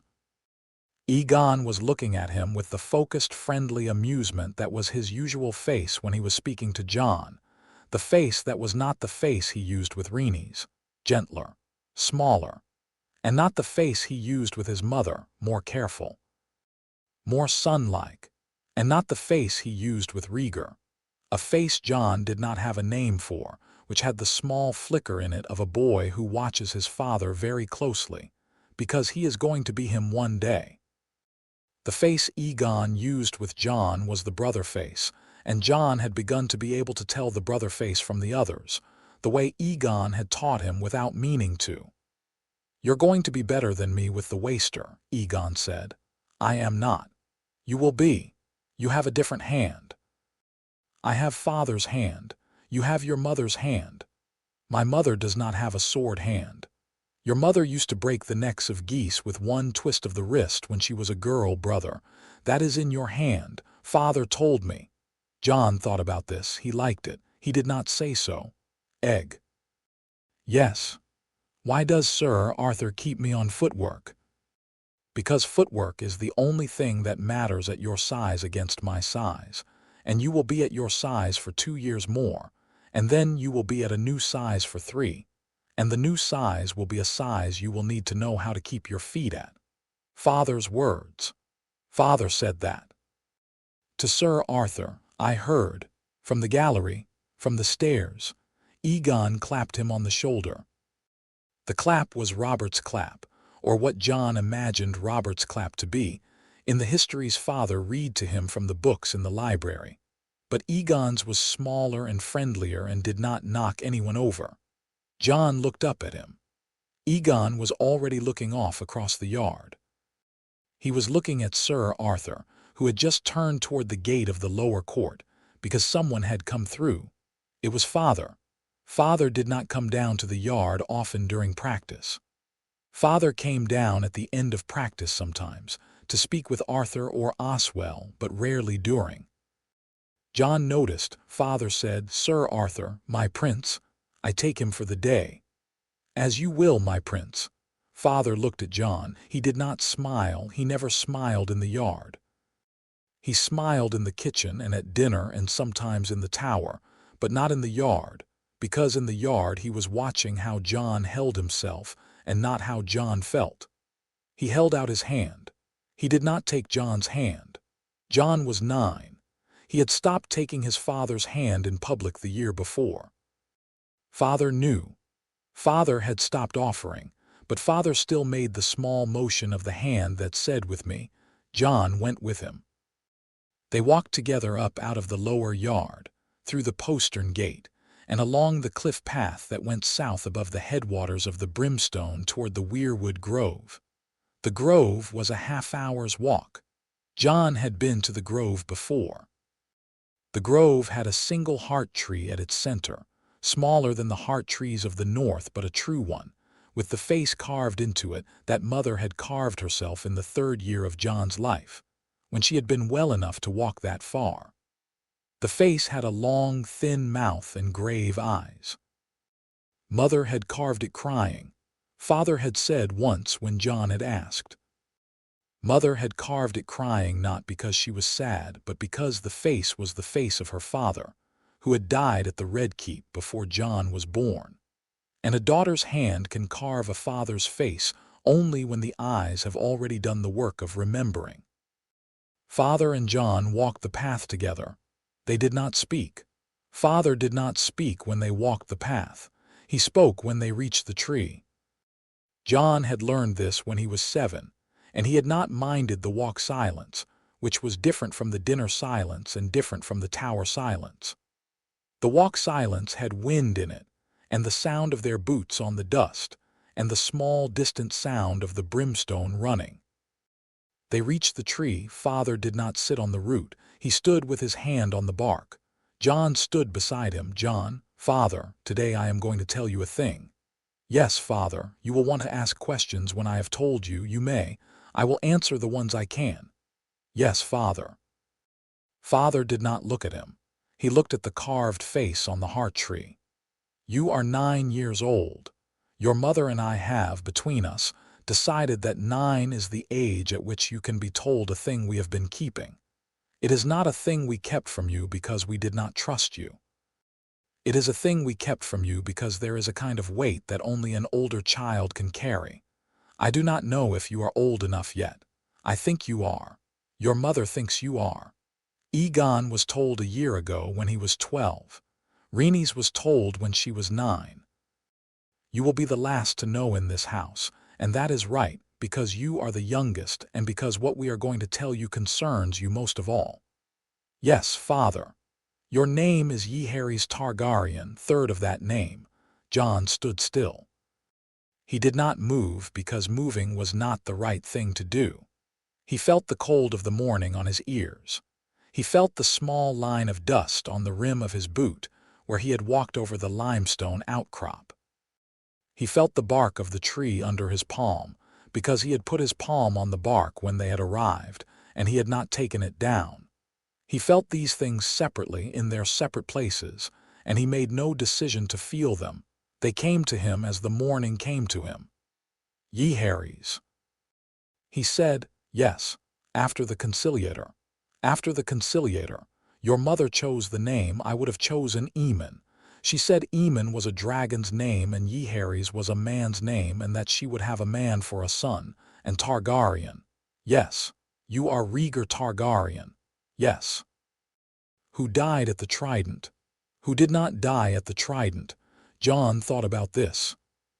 He thought about it as he had thought about the colt's name when he was 4, and as he had thought about his father's count at the door when he was 6, and as he had thought about why the letters were burned in the kitchen midden when he was 7. He thought about it the way a child thinks about a thing he has been pretending not to know when the not knowing finally falls away. I had thought, he said slowly, that you might be. You had thought that, some. When did you think it? Last year. What made you think it? The way Mother stops speaking when a stranger comes up the road. And the way Egg and Ren get called Egg and Ren in front of strangers but get called Aegon and Rhaenys in the house. And the way you do not have a banner. And the way you have a sword in your tower with no scabbard and a dragon on the pommel. And the way Sir Arthur calls you my prince when he does not know I am there. Father looked at him then. He had not looked at him before. He looked at him now. You are a hard child to keep a secret from. I am sorry. Do not be sorry. I did not say because I did not want it to be true. You did not want it to be true, because if it were true, yes, then everything would change. Yes. And I liked it the way it was.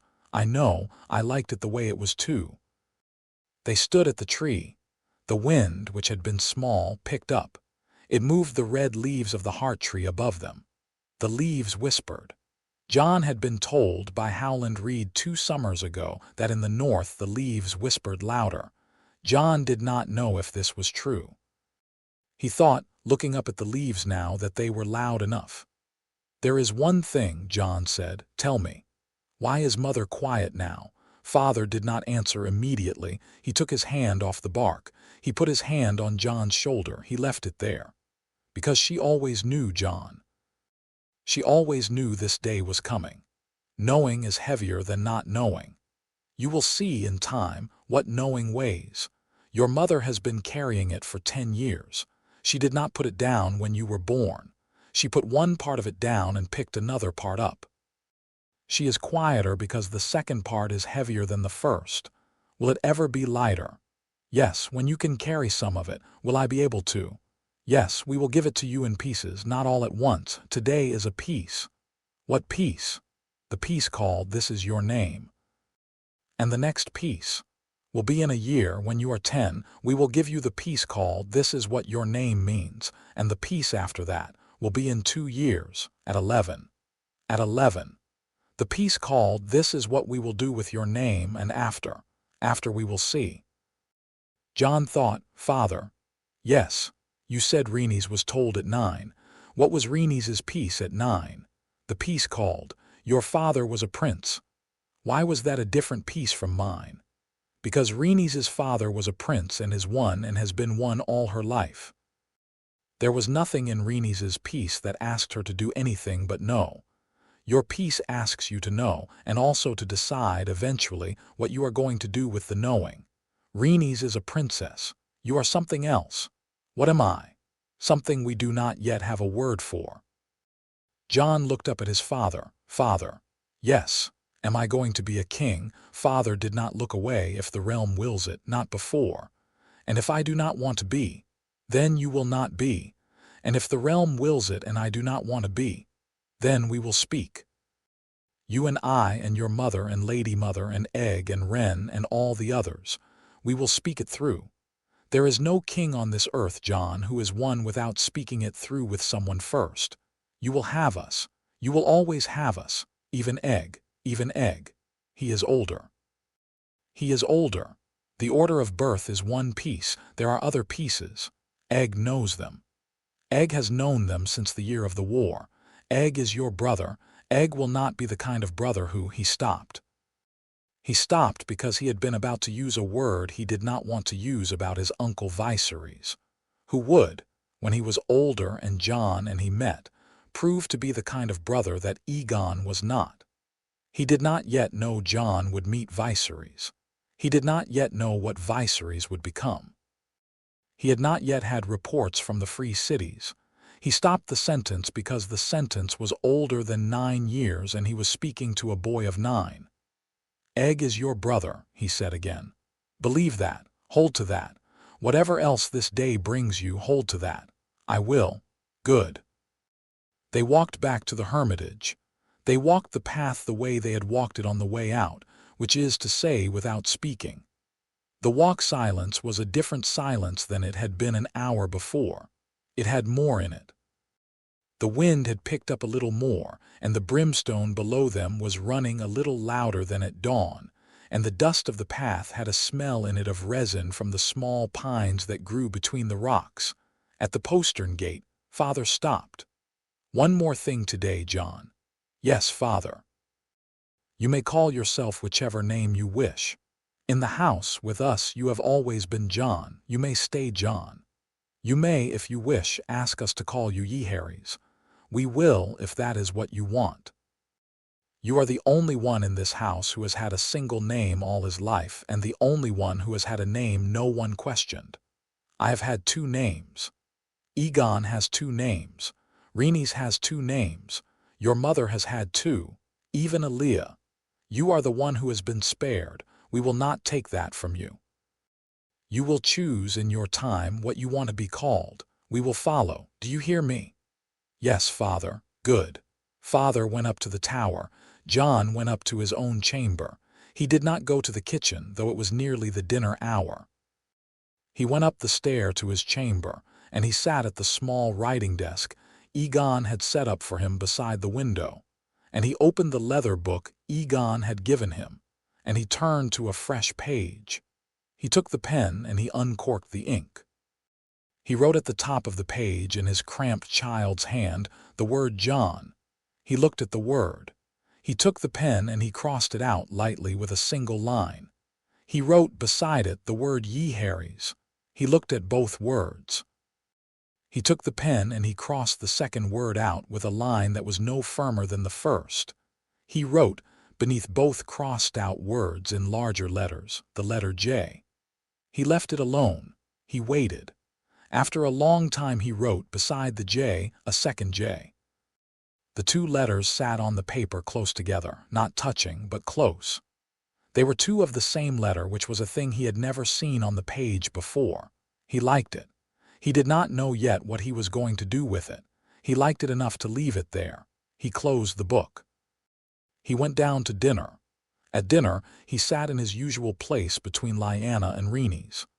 Aegon sat opposite with Alia at his right. Rhaegar sat at the head where he always sat.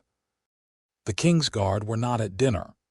The Kingsguard ate later after the family in the kitchen, because Arthur had asked the first year to keep their meals separate from the families, and Rhaegar had agreed.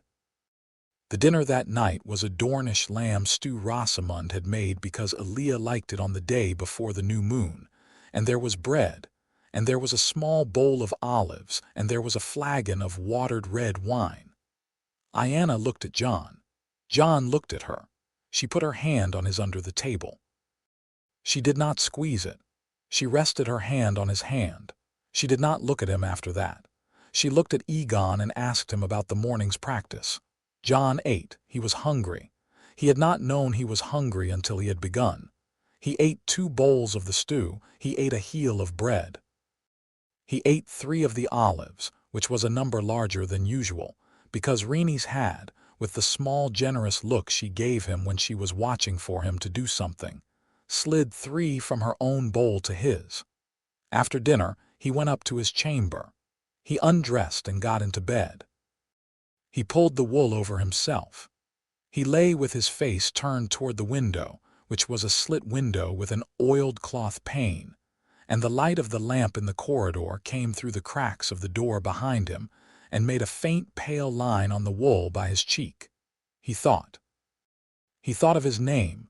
He thought of his father standing outside his door for the count of 7. He had known the count for a year. He had stood once, when he was 8, with his ear to the door from the inside, listening, after he had heard his father's step come up the stair.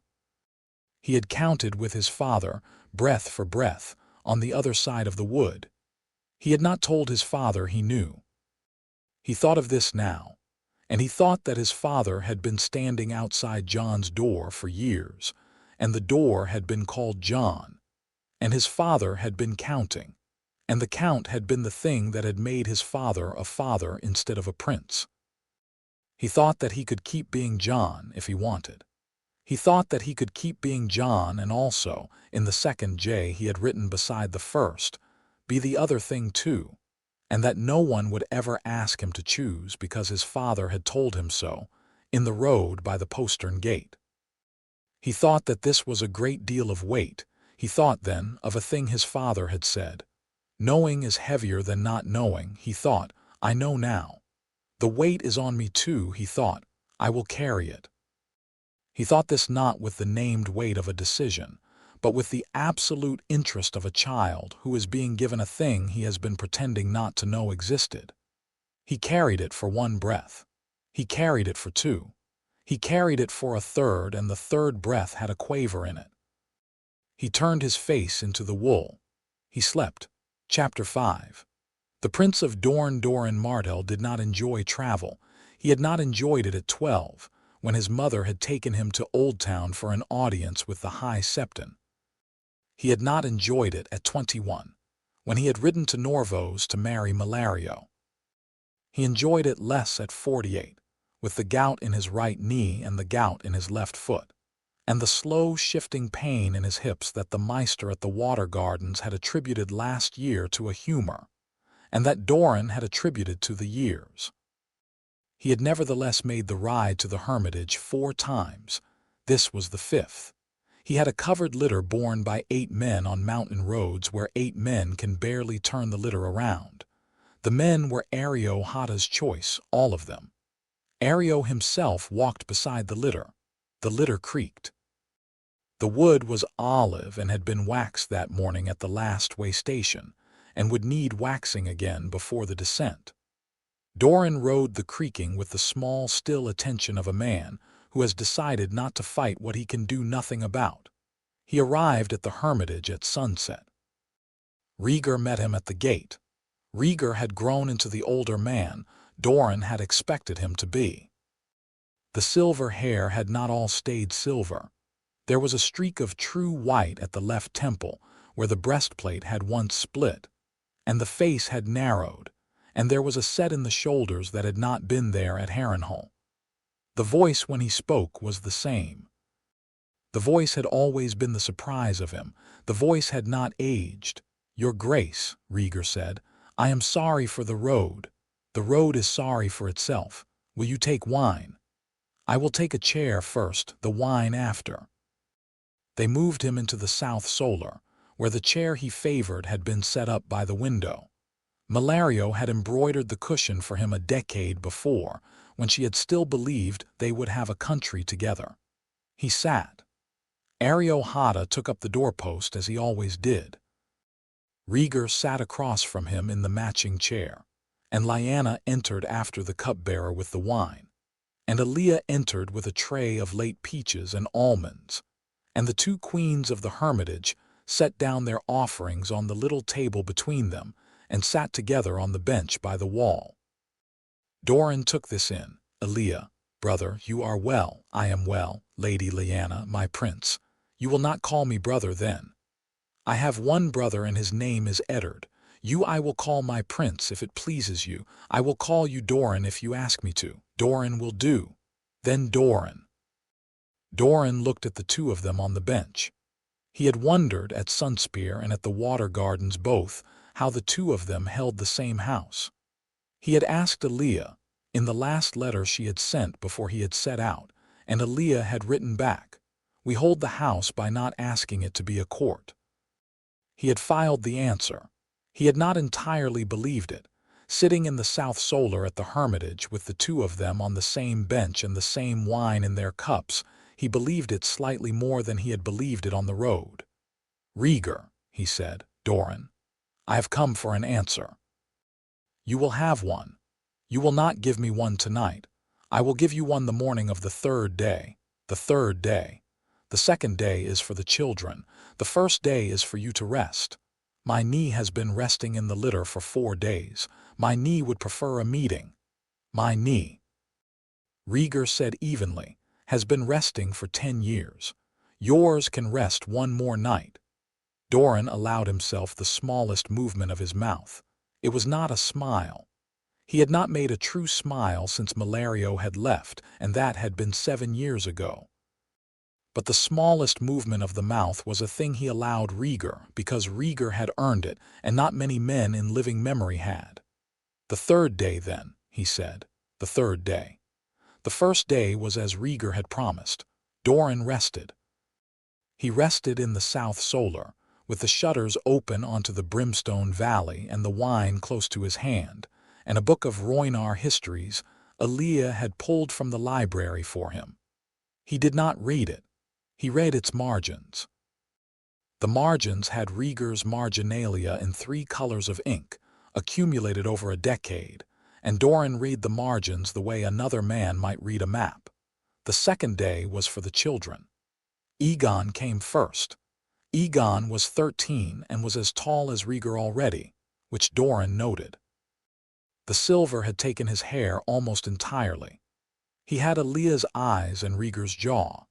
He bowed to Doran in the doorway and walked in with a steadiness Doran had not seen at 13 in any of the boys he had known at 13, his own son included.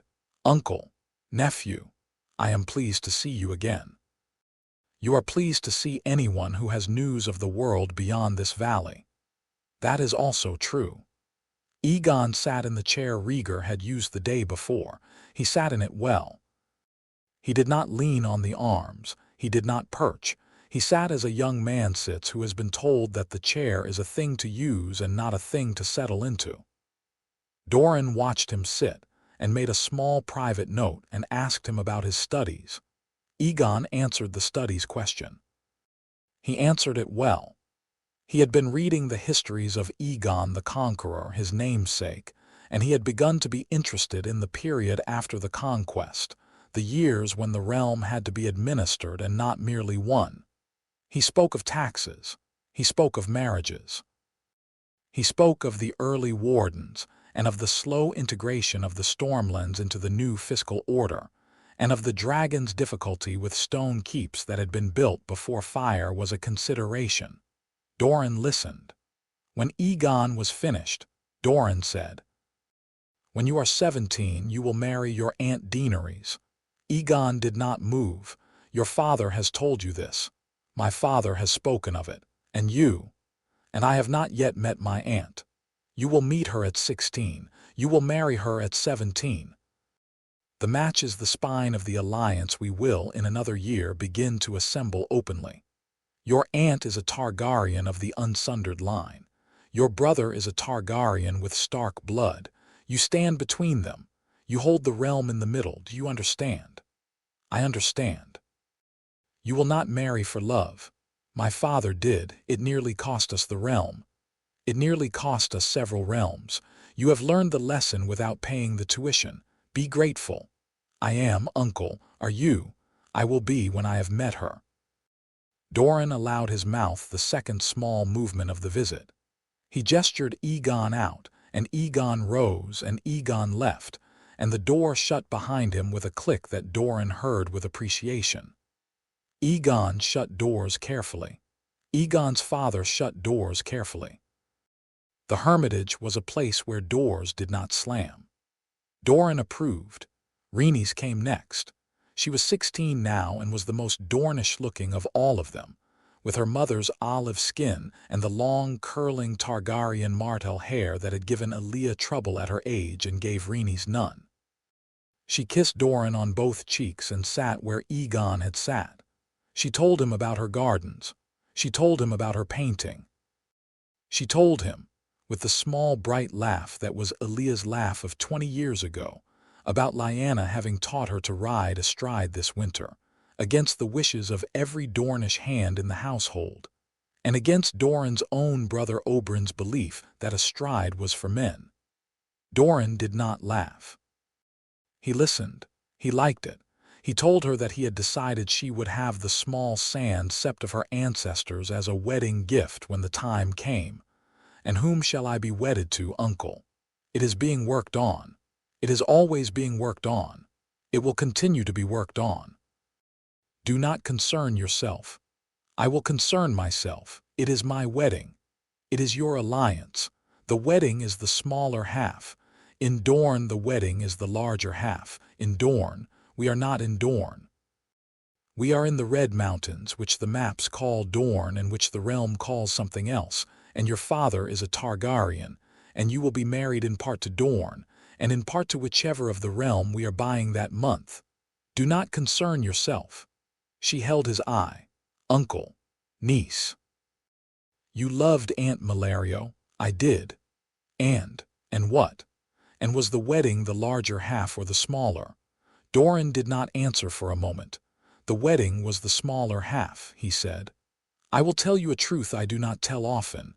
The marriage was the larger half by a great deal. The marriage was so much larger than the wedding that the wedding fades in my memory the way a small light fades when set near a large one. The marriage broke. The wedding I scarcely remember. And had the wedding been larger, would the marriage have held? No. A wedding cannot hold a marriage. A marriage holds itself or does not. The wedding is the door. You walk through it once. You live in the rooms beyond. That is a poor sales pitch for arranged marriage. It is an honest one. You are a niece of mine, Rhaenys." I am, in the matter of your wedding and your marriage, your uncle and not your prince. You will find your alliance has a man in it. You will be expected to live in the rooms beyond the door. We will not stint on the rooms." She kissed him on both cheeks again. She rose. She left. Doran sat. The shutters were open. The afternoon light had gone gold, and the dust in the air of the south solar moved in slow columns. He watched the dust. He had 2 children of his own. Malario had taken them away to Norvos, and he had got Arian back at the age of 3 by paying a great sum to certain priests Malario respected. And he had not got Quentin back at all, who lived at Ironwood now under the fostering of a man he was bonded to in the slow Ironwood way. Doran loved his children. He saw them rarely. He had decided, when Arian was 9 and beginning to hate him for his absences, that there was a kind of love that was best done from a distance, and he had practiced that kind of love steadily ever since. He saw in Egon and Rhaenys what he might have made of his own. He saw also what he had not. He did not allow himself to dwell. He had one more meeting before dinner. Jon walked in. He was 10 now. He was small for his age. Doran knew the Stark men had grown late, and the boy's mother had warned him that the boy might not begin his real height until 13. But he was lean and quick in the way of children who have spent 4 hours of every day for 3 years on a practice yard.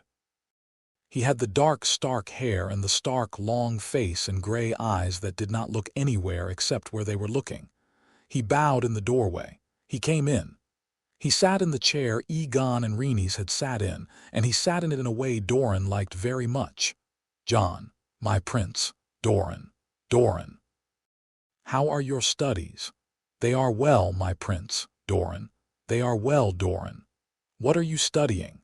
"This week I am studying the campaigns of Daeron I. Last week I was studying the second governance of Yehares the Conciliator. Next week father has not yet decided. He says he wants to see how this week sits before he decides next week. Daeron I won the war and lost the realm. He won battles and lost a war. He never had the realm at all the way father teaches it. The realm was Egon's, and after Egon's it was nobody's for a generation, and only became a realm again under Yehares. Your father teaches it that way. My father teaches it that way. And you, Jon, what way do you teach it to yourself?" Jon looked at him. "I do not yet teach it to myself, my prince. I am 10. I am learning the ways. After I have learned them I will choose." Doran liked this answer. He liked it the way a man who has eaten too many bad dishes likes a good one. He set his cup down on the table. He folded his hands on his knee. He said gently, "Jon, yes. If I put you on the throne of Westeros, what does Dorne get?" Jon thought. He did not pretend to think. He did not look away. He looked at Doran the way he had looked at Doran when Doran had asked him about his studies, with the absolute interest of a child who has been given a problem he is happy to work. "You get your vengeance, my prince," Jon said, "and after. After is what is harder. After is what is harder. You get a brother-in-law.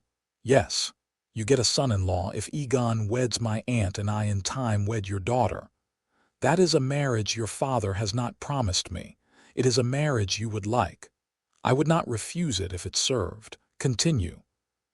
You get the marches restored to Dorne where they belong, by old right and by the new accommodation. Continue. You get the stepstones, or at least the right to put your banners there without the realm complaining. You have thought about this. I think about it every night, my prince. Doran. Every night for some time now. How long is some time? Since I was 9. Since father told me my name." Doran sat in his chair. He looked at his nephew in the other chair. He had walked into rooms with kings in them. He had walked into rooms with princesses, and with merchants, and with the high septon. And once, when he was 26, with a Yitai sea lord whose name had defeated him for an entire dinner. He had not, in his life, walked into a room with a child who had thought every night for a year about what his uncle Doran wanted out of an alliance. He noted the not having done it. You forgot one thing. What did I forget? Peace. Peace. After the vengeance, Jon, after the marches restored. After the stepstones with banners. After all of it. What I want most of all, what Doran wants most of all and never gets, is peace. Vengeance is the dish. Peace is the table you eat it on. Without the table, the dish slides to the floor and the dogs eat it. Remember this. I will remember it. Will you? I will. Say it back to me. Vengeance is the dish. Peace is the table you eat it on. Without the table, the dish slides to the floor and the dogs eat it. Good. We will see whether you are wise. I have my doubts of any man, including myself. You are too young yet for me to have doubts of you. I will withhold judgment until you have given me cause to render one. That is the longest patience I can offer. It is enough, my prince. Doran. Doran lifted his cup. Jon, who had not been offered wine, did not lift one. Doran tipped his cup at his nephew across from him and drank and set the cup down. Go then, I will see you at dinner. Jon rose. He bowed. He went out. Doran watched him go. He sat with his hand on the cushion Malario had embroidered for him a decade before, and he thought about the boy he had just spoken with, and he thought about his own son Quentyn, who would be a year older than Jon, and who lived at Ironwood and did not write him often. He did not allow himself to dwell. He had decided long ago not to dwell. He decided again. The third day, the morning, Rhaegar and Doran sat in the south solar with the shutters closed against the wind, and they worked through the maps and the names for 4 hours. Doran did the bulk of the talking. Rhaegar listened. Rhaegar had a way of listening that was an active thing. He would, at intervals, lift a finger 1 finger's width off the arm of his chair, and Doran knew the gesture by now and would pause, and Rhaegar would say one short, clean sentence and Doran would continue. The names went down on a piece of parchment Rhaegar wrote in a tiny, dense hand that Doran could not read, and that Rhaegar would translate verbally when asked. The Tyrells, lost. The Reach, split. Tarly hates the Lannisters more than he loves Robert, and Tarly's vassals follow Tarly. Hightower, undecided. Redwine, bribable. Rowan, bribable but not yet. Beastberry, ours already secretly. Florent, bitter, ambitious, willing to declare. Crane, doubtful. Caswell, bought. The Riverlands. Hoster Tully is loyal to Robert through Catelyn, but Catelyn does not yet know, and Hoster is sick, and Hoster's heir Edmure is not Hoster. The Tullys can be turned through a death. Doran did not say a name in connection with the death. Rhaegar did not ask one. The death would be Hoster's own and was a year away by Doran's information. Bracken, ours, Blackwood, complicated. Frey for sale will be bought by whoever bids last. Mooton, small but loyal once turned. Vance, leaning, the Vale, cold. Jon Arryn is the realm's hand and will not be turned. After Jon Arryn there are options, but Jon Arryn does not seem inclined to die soon, and Doran has not yet decided what to do about that. The North, Ned. Through Ned, the Whole. Through the Whole, the Wildlings, perhaps in time. Doran did not yet trust the Wildling tangent. The Crownlands, a quiet rot. Velaryon and Celtigar and Sunglass are ours. Stokeworth and Rossby are nervous. The City Watch is Lannister bought. The Westerlands, Tywin. Through Tywin, the Whole. Tywin will not be ours. Tywin will hedge. Tywin's hedging is itself a usable asset, because Tywin's hedge is the absence of Tywin against us, and absence is half the field. The Stormlands. Robert. Through Robert, the Whole. Stannis is rigid. Stannis goes where his oath goes. Renly is charming and will sit out for a season before choosing. Storm's End is a fortress that cannot be taken in any time we have. Storm's End must be neutralized politically, not militarily. The Iron Islands. Balon is a problem for next year and Doran has a plan for Balon, and Rhaegar listened to the plan and said one short clean sentence about it, better if it comes from a third party, and Doran agreed. The Faith. The High Septon is old and is dying. The next High Septon is the question. There are 3 candidates. One is Lannister bought, one is Tyrell courted.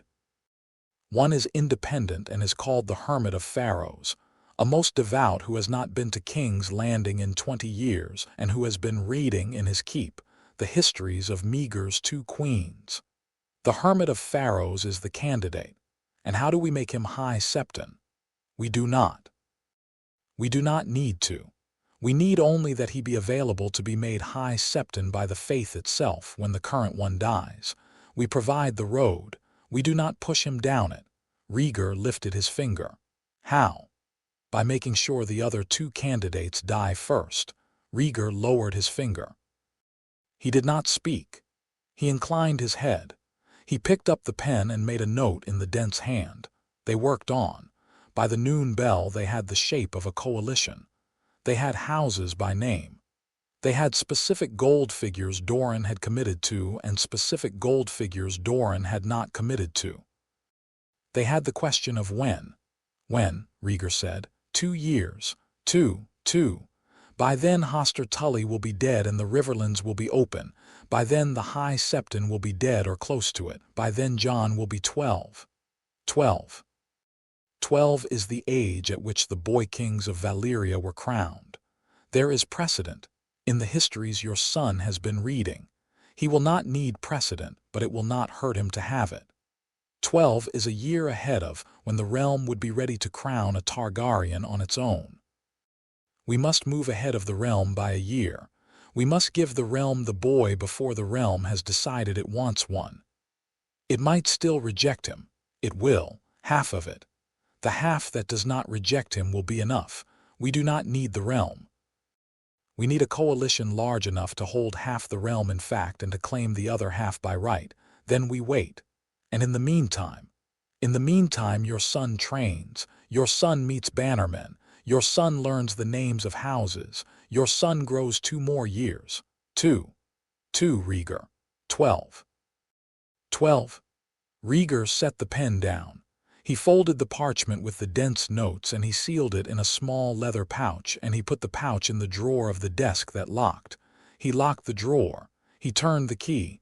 He set the key in his palm. Doran. Yes, my wife will not like it. Which wife? Both. Neither will my sister then. They will speak with each other and they will speak with you and in the end they will decide for themselves which it is they do not like more, the waiting or the deciding. And Jon, we will see. He surprised me yesterday, did he? He had thought through what I wanted from Dorne for an alliance. He had thought through it nightly. He is 10. In 2 years, Doran said, he will not be 10, he will be 12. By 12 he will have thought through more than you and I have thought through and we will then be running to keep up with him. Rhaegar looked at the locked drawer. 2 years, he said. 2. All right. That afternoon Doran left the hermitage. He left in the litter, which had been waxed again, with Areo Hada beside it. He did not say farewell beyond the necessary forms. He had not said farewell, in the Dornish sense of the word, to anyone in 20 years. He had said it to Malario, that last day at the Water Gardens, and the farewell had broken him sufficiently that he had given up the habit. He nodded to Rhaegar at the gate. He laid his hand briefly on Alea's hand, and Alea laid hers on his, and there was an old long thing between them in the hand that did not need to be spoken. He looked at the courtyard. Jon was at the railing of the upper court, watching him go. Doran inclined his head a half-inch. The boy inclined his half-inch back. The 2 of them, brother of one queen and son of the other, exchanged a half-inch of the head, and the boy turned and went into the house, and the litter started down the mountain road. In the litter, Doran took out his commonplace book and added 1 line in the small straight hand he reserved for it. The line read, "He is 10. He has thought it through nightly. We are running to keep up."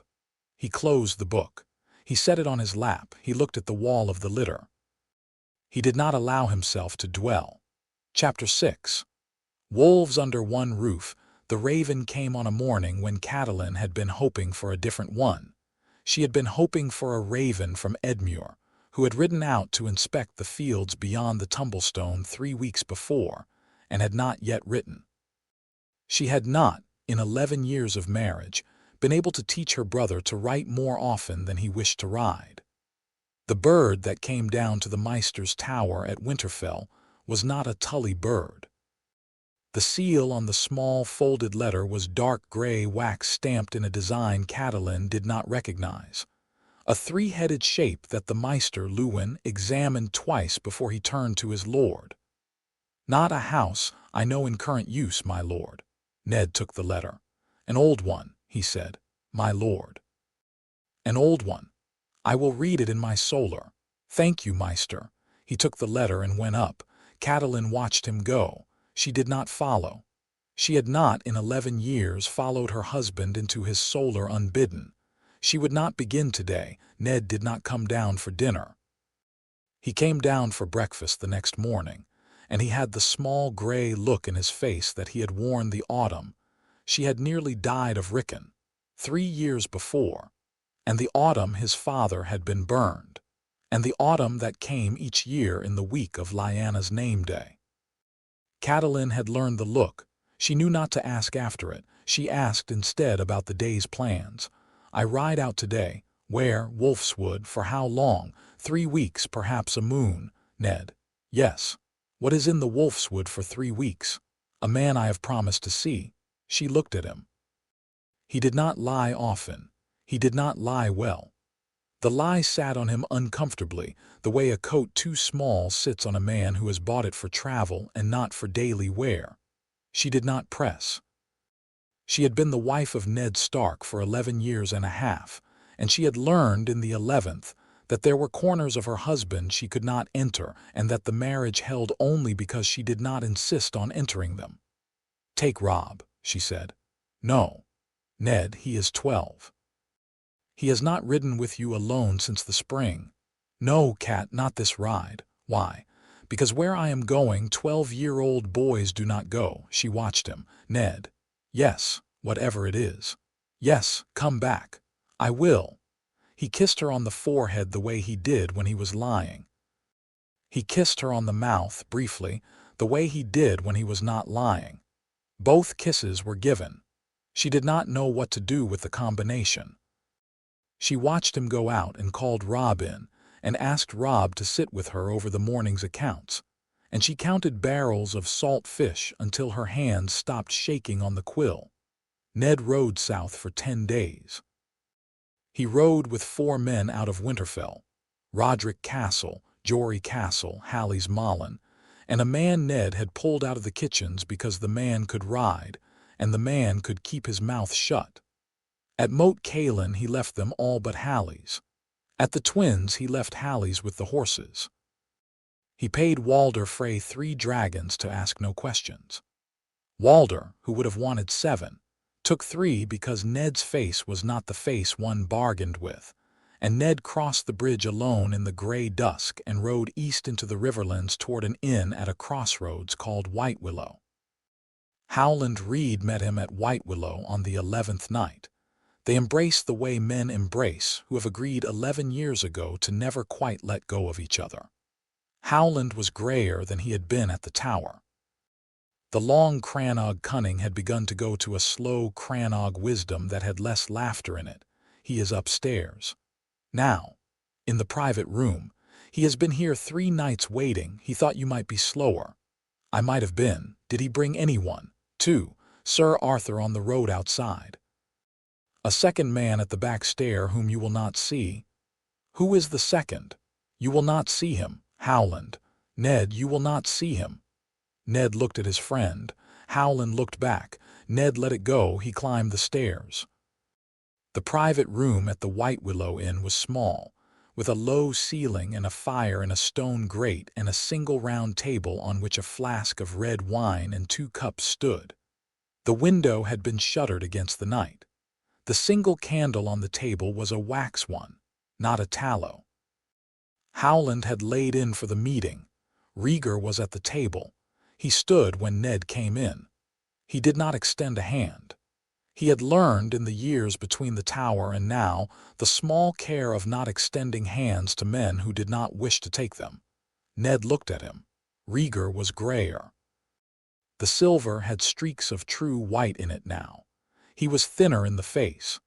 There were lines at the corners of his eyes, and a deeper line between the brows that had been a faint thing 11 years ago and was a settled thing now. He was dressed plainly. He wore a wool jerkin over a wool shirt, and no badge and no crown, and a hedge sword at his hip in a battered scabbard. He looked like a man on the road. He was a man on the road.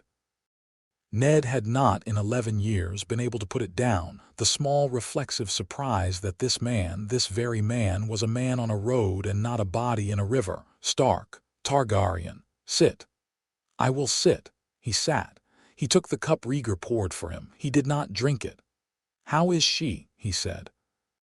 Alive. The fever cycles. We watch it. She watches the children. Children. 3 of them now with ours. Aegon, Rhaenys, Jon. Yes, he is. Tall, like you, like Brandon. The Stark height has begun to come in. Black hair still, gray eyes. He has Lyanna's hands. He can use them. Use them.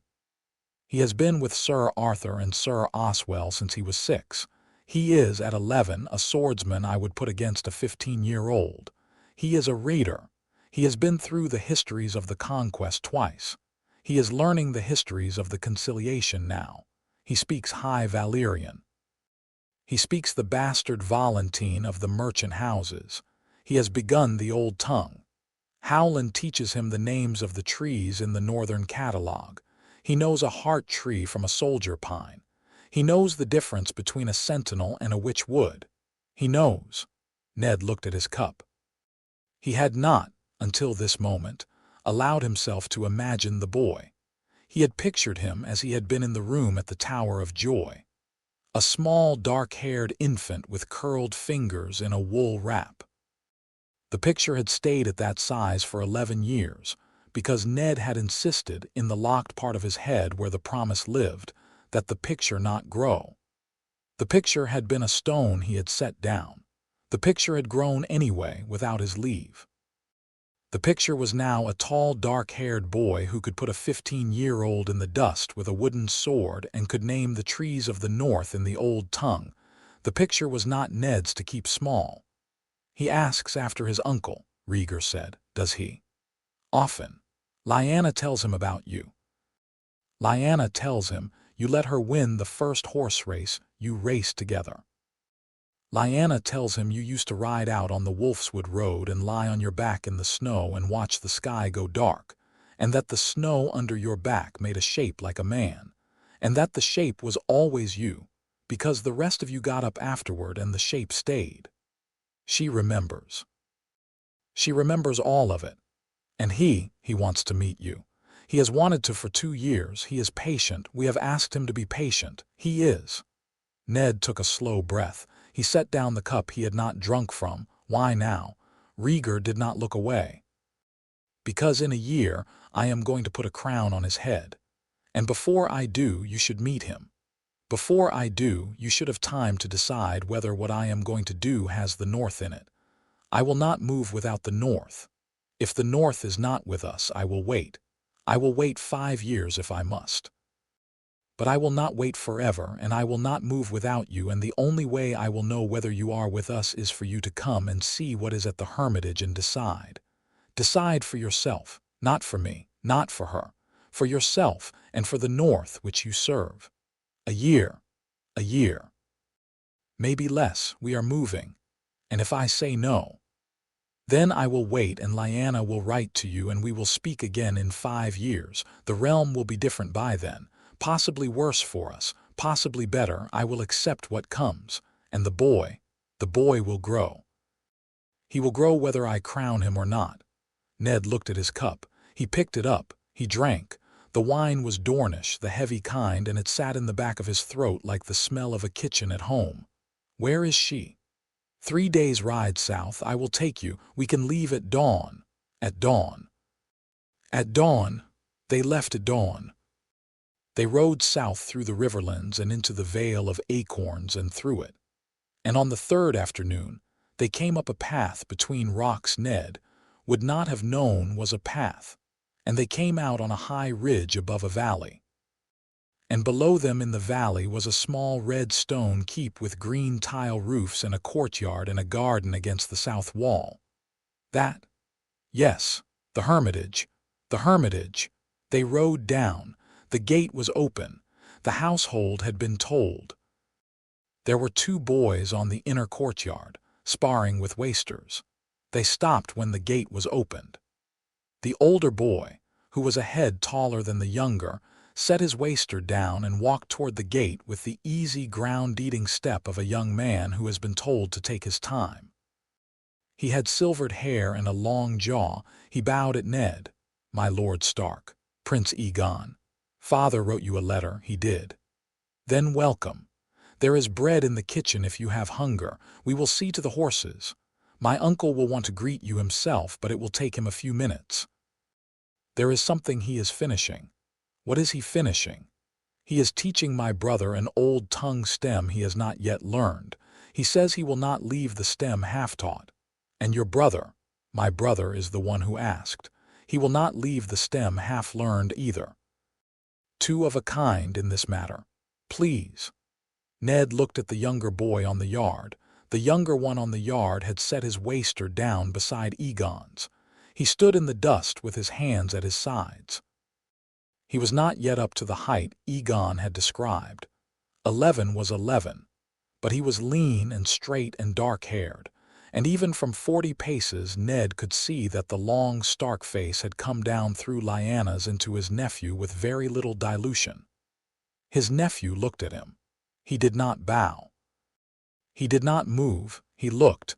Ned dismounted. He did not speak. He walked across the courtyard. He stopped in front of his nephew. His nephew looked up at him. Ned looked down. They held the look for 3 breaths. 3 was a number Ned counted unconsciously.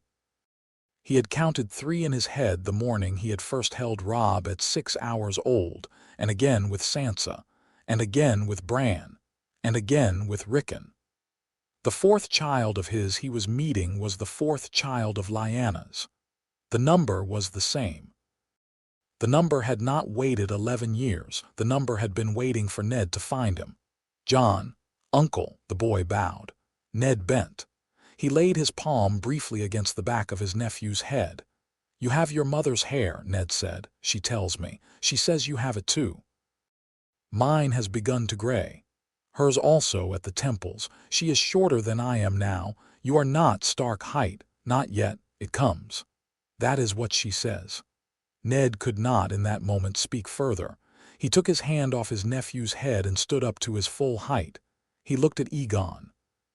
He looked at the gate where Rhaegar had just come out, walking, slow, in the same wool he had worn at White Willow. He looked at the south wall, where a tall pomegranate had been trained against the stone in a fan, and where the door to the south solar was open onto the garden, and where a woman in a wool robe was standing. She had come out into the garden. She had not crossed the threshold yet, because she had wanted to let him come to her, which had been her old way, which she had not lost. He had not in 11 years been able to come to her. He had not in 11 years been able to keep from coming to her in dreams. He started to walk toward her, and his legs did not work the way he wanted them to. And Howland Reed was suddenly at his elbow with his hand on Ned's elbow, and Howland walked him across the courtyard, and they came to the threshold and Howland let go. Ned stepped over the threshold. He did not say her name. He could not. He had said her name in the empty crypt at Winterfell for 11 years, and the saying of it had worn the word down, and the word was not the right size for the woman in the garden. She put out her hand. He took it. He did not lift it. He held it. He held it with both hands, the way he had held it at the Tower of Joy, and his hands were larger than her hand, and her hand was warmer than his. She did not say his name either. She had also worn the word down. She stepped toward him. He laid his cheek down on the top of her head. Her hair smelled of the bitter leaf tea Rhaegar had told him about on the road. Her hair was shorter than he remembered. The short hair was a thing she had grown into. She had cut it because of the long sickness after the birth, and had decided afterward that she liked it short and had kept it. She had been 40 years old at the last name day. She had been 40 years old without him in the room for the cake. He put his arms around her. She put hers around him. They stood like that for an interval Ned did not measure and could not have. He did not weep.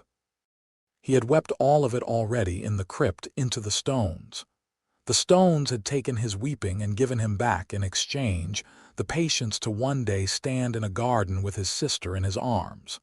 The patience had been paid out. He stood in the garden. He held his sister. She held him. After a long while she said into the side of his neck, "Ned, Lya, I have done a thing or two since you saw me. You have.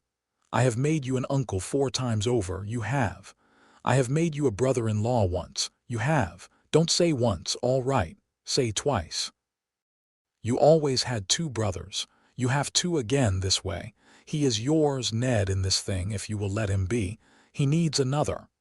Another brother." Ned thought of Robert. He thought of Robert at the eyrie when they had been fostered together, of the heavy arm around his neck, and the smell of ale and the loud laugh, and the way Robert had told him, in the inn at Gulltown the night before they had ridden home, that no man on this earth would ever love Ned the way Robert did. He thought of how Robert had ridden into Winterfell after the war and embraced him on the steps of the great hall and wept into his shoulder, and of how Ned had carried in his chest the promise to Lyanna, and the lie about her body in the crypt, and the lie about her bones, and the lie that grew. He thought of Robert, he thought of Rhaegar. "It is too soon," he said quietly into Lyanna's hair. "For what? For me to call him brother? All right. I will come to it. I know you will. Lya, I do not know that I will. I know you will, not because you must, because you do. You always have. You called Robert brother before he deserved it, and you kept calling him long after he stopped. You will call Rhaegar brother when he has been your brother for a year. You will not know it has happened. I will know it. I will tell you the day it happens. Trust me. I trust you. Then trust me. Then I trust you." They came in out of the garden after a while. The household had decided to leave them. The yard had emptied. Aegon and Jon had gone inside. Rhaegar had gone with them. Howland Reed was sitting on the kitchen step. He stood when Lyanna brought Ned to him, and the 3 of them went into the kitchen, where Rosamund had set out bread and cold ham and a flagon of the watered wine, and they sat at the long kitchen table. And after a while Jon came in by himself and sat at the end of the table. And after a while the others followed. Ned ate. He ate slowly, the way a man eats who has not eaten for 3 days and has only just remembered. He spoke with Lyanna. He spoke with Rhaegar. He did not speak with Elia, who came in late and sat at the far end of the table and watched and ate 1 peach with a small knife. He spoke with Aegon, who told him about his studies and asked, politely, about Robb. He answered. He told Aegon that Robb was 12, and a good rider, and that Robb had broken his arm last summer and had ridden one-handed through the autumn. Aegon laughed at this, the small laugh that was not unkind and that included Robb in the family of boys who had broken arms over the years, and Jon, beside him, looked up. "Robb is my age," Jon said. "He is 10 days before you by the dates I have. Tell me about him, uncle." Ned looked at his nephew across the table. "He is taller than you, just. That is short, then. He is 12. He will grow. What is he like?" Ned thought. He thought of Robb. He thought of how to say Robb to a brother Robb did not know he had. "He is loud," Ned said. "He laughs. He is the kind of boy who is the first into a room and the last out of it. He is good with horses. He is bad with dogs because the dogs make him laugh and he cannot keep his face. He is brave. He is too brave. He will need it taken out of him in time the way I had to have it taken out of me.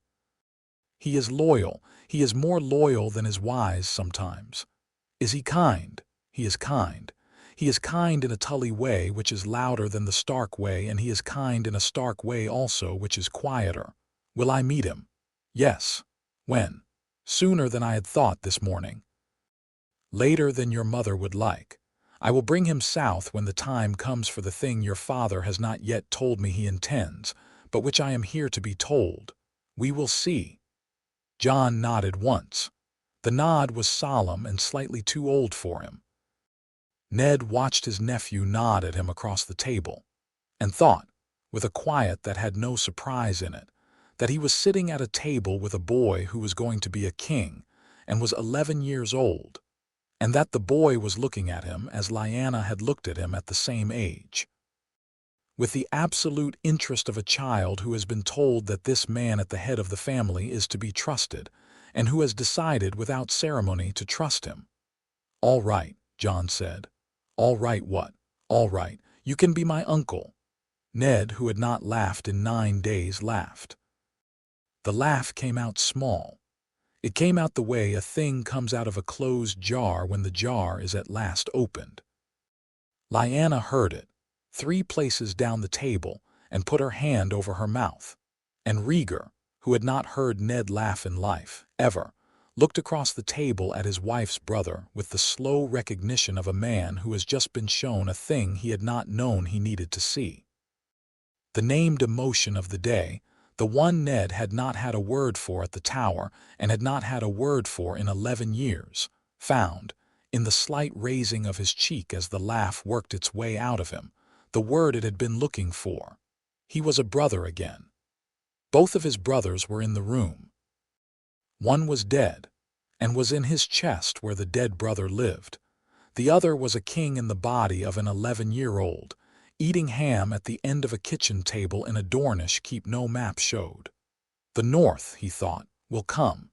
He thought it without ceremony, the way Jon had nodded. The decision was made. He would bring the North.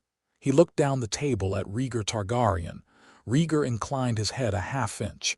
Ned inclined his half-inch back. Lyanna saw both half-inches. She did not say so.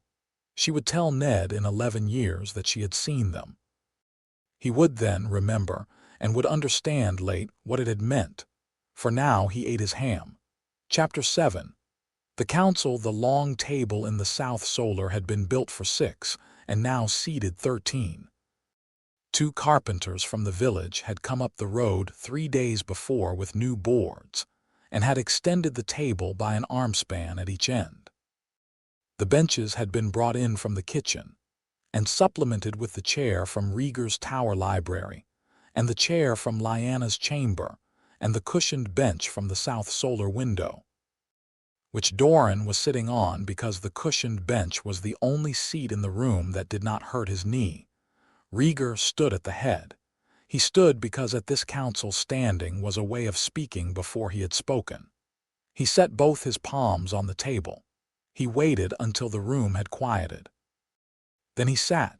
He looked around the table, Lyanna at his right hand, Elia at his left, Doran on the cushioned bench against the west wall, Oberyn, just down from Volantes with the dust of 100 leagues still on the cuffs of his sleeves, on the bench beside Doran. Ned across from Rhaegar at the foot of the table, beside Howland Reed. Sir Arthur Dayne at Ned's right. Sir Oswell went at Ned's left. Sir Gerald Hightower at the corner, where he could stand on a moment's notice and not knock over the chair. Lord Velaryon, who had come up by the back road in a merchant's wagon, sat next to Arthur. Lord Celtigar sat next to him. Lord Randall Tarley, who had ridden in alone at dusk, and had not yet been seen by any household servant beyond Rosamund, sat opposite, glaring at the table for not being a battlefield. Lord Jonos Bracken of the Riverlands sat beside Tarley. The Maester Marwyn, in his rough-spun robe with the Valyrian steel link absent from his chain, because he had lost it in a wager 20 years ago in Asshai, took the end of the table opposite Ned. Aegon was not in the room. Jon was not in the room. Rhaenys was not in the room. The children of the Hermitage had been told to keep to their part of the house, and they were keeping to it. "Begin," Rhaegar said. Doran began. 6 weeks, Doran said. I have polled my houses. The marches will rise. The Tordine mountain clans will fight for hire. The Stormbreaker Sept in the Reach is preaching for us under cover of preaching against the faith militant revival, which will not happen but which serves us as a pretext. We have 15,000 spears between Sunspear and the Boneway, and 12,000 more if we strip the garrisons of the Stepstones. The Stepstones we do not strip yet. We pay a moon's wage in advance to the Salty Stallion and the Wind-born and the Long Lances. Salty Stallion will fight for us. Wind-born will not fight against us. Long Lances will be on the wrong side until we offer them the right one. Tarly.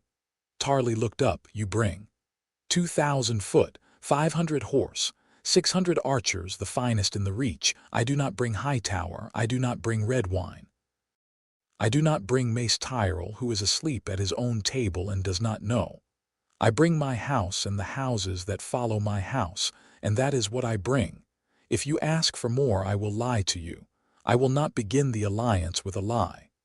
2,000 foot is enough, Rhaegar said. 500 horse is enough. 600 Reach archers is more than enough. Lord Tarly, you are welcome. I am not yet welcome. I am taking the measure of the room before I am welcome. Continue. Doran lifted a finger half an inch.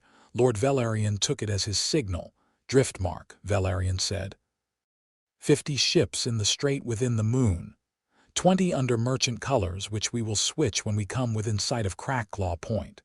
30 under our colors, which we will declare openly the day the prince is crowned, not before. Celtigar. Claw Isle stands with you, Celtigar said. 20 ships. 800 men.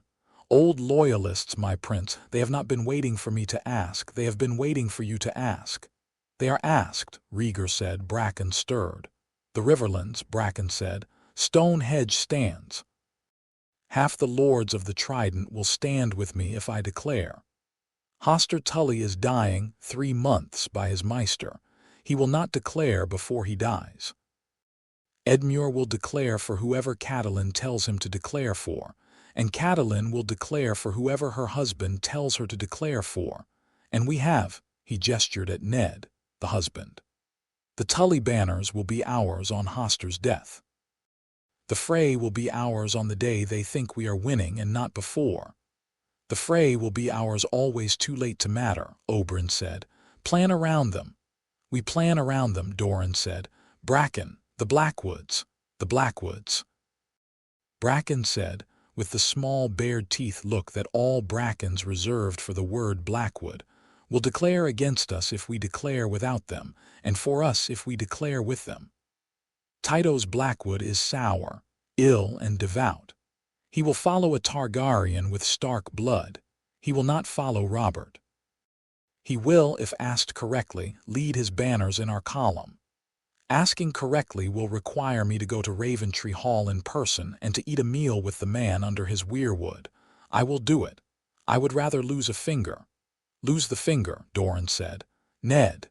Ned set his hands on the table. The North will come. The room turned to him. He had not yet spoken in the room. He had been at the Hermitage for 9 days. He had sat at Lyanna's elbow at 4 dinners, and had walked the parapet with Rhaegar twice, and had eaten one early breakfast alone with his nephew in the kitchen, in which the nephew had asked him questions about Robb and Sansa and Bran and Rickon, and in which Ned had answered carefully and at length. He had not yet, in the 9 days, made the council pledge. He made it now. The North will come, he said again. 20,000 spears if I have the autumn to call them. 12,000 if I have only the moon. 8,000 if I have only the fortnight after the crowning, which is what we are planning for. The Manderleys for the ships. Wyman will declare with me when I declare. He is the realm's 3rd best naval power, and the realm has forgotten he is. The Mormonts will declare. The Karstarks will declare. The Umbers will declare and will shout while doing it.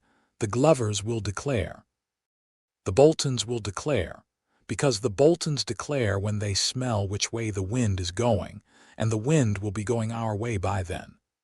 We will use them and watch them, and not turn our backs on them, and Domeric Bolton, if he lives, will be a man worth watching in a different sense. By which I mean watching like a son and not like a knife. Rob will come with me, he is 12, he will not fight, he will stand, he will be seen, he will swear with me the night before the crowning. Rob is 12. Rob is 12. So is the boy he will be standing beside, and your wife. My wife will be told on the road south. I will tell her at the Twins, she will be unhappy. She will be more unhappy if I tell her later than that. She will not break with me. She will not be at the crowning. I will not ask her to be. Catelyn will hold Winterfell while I bring the spears. The North will come. Rhaegar inclined his head a half-inch. Where, he said, the room did not answer at once. Each man in the room had a where in his mouth. Each was waiting for the others. Howland Reed spoke first, not Winterfell. Too far north, Ned agreed. Not Sunspear, Doran said. Too far south, too obviously mine and too easily blockaded once the Lannister fleet thinks to try. We must crown the boy in a place that has no master. Storm's End is Robert's, Oberyn said. King's Landing is Robert's. The Eyrie is Arryn's, who is Robert's. The Twins are nobodies, but they are the Twins. We do not crown a king at the Twins. Pike is mad. Casterly Rock is Lannister. May all the gods preserve our distance. Riverrun, Bracken said. Tully, Howland said. Tully, who is dying in a hall that is officially Robert's wife's brother's grandfather's. No. Then where? Rhaegar set his hands flat on the table. Harrenhal. The room went still. It was not the stillness of disagreement. It was the stillness of recognition. The men in the room who had been at the tourney at Harrenhal 15 years ago all turned a half-inch of the head toward the head of the table. Ned, Howland, Doran, Oberyn, Arthur, Gerald. The men who had not been at the tourney did not turn because they had not been at the tourney. The men who had been at it turned because they had been at it. Lyanna did not turn. Lyanna kept her eyes on the table and her hand on Rhaegar's wrist and did not move.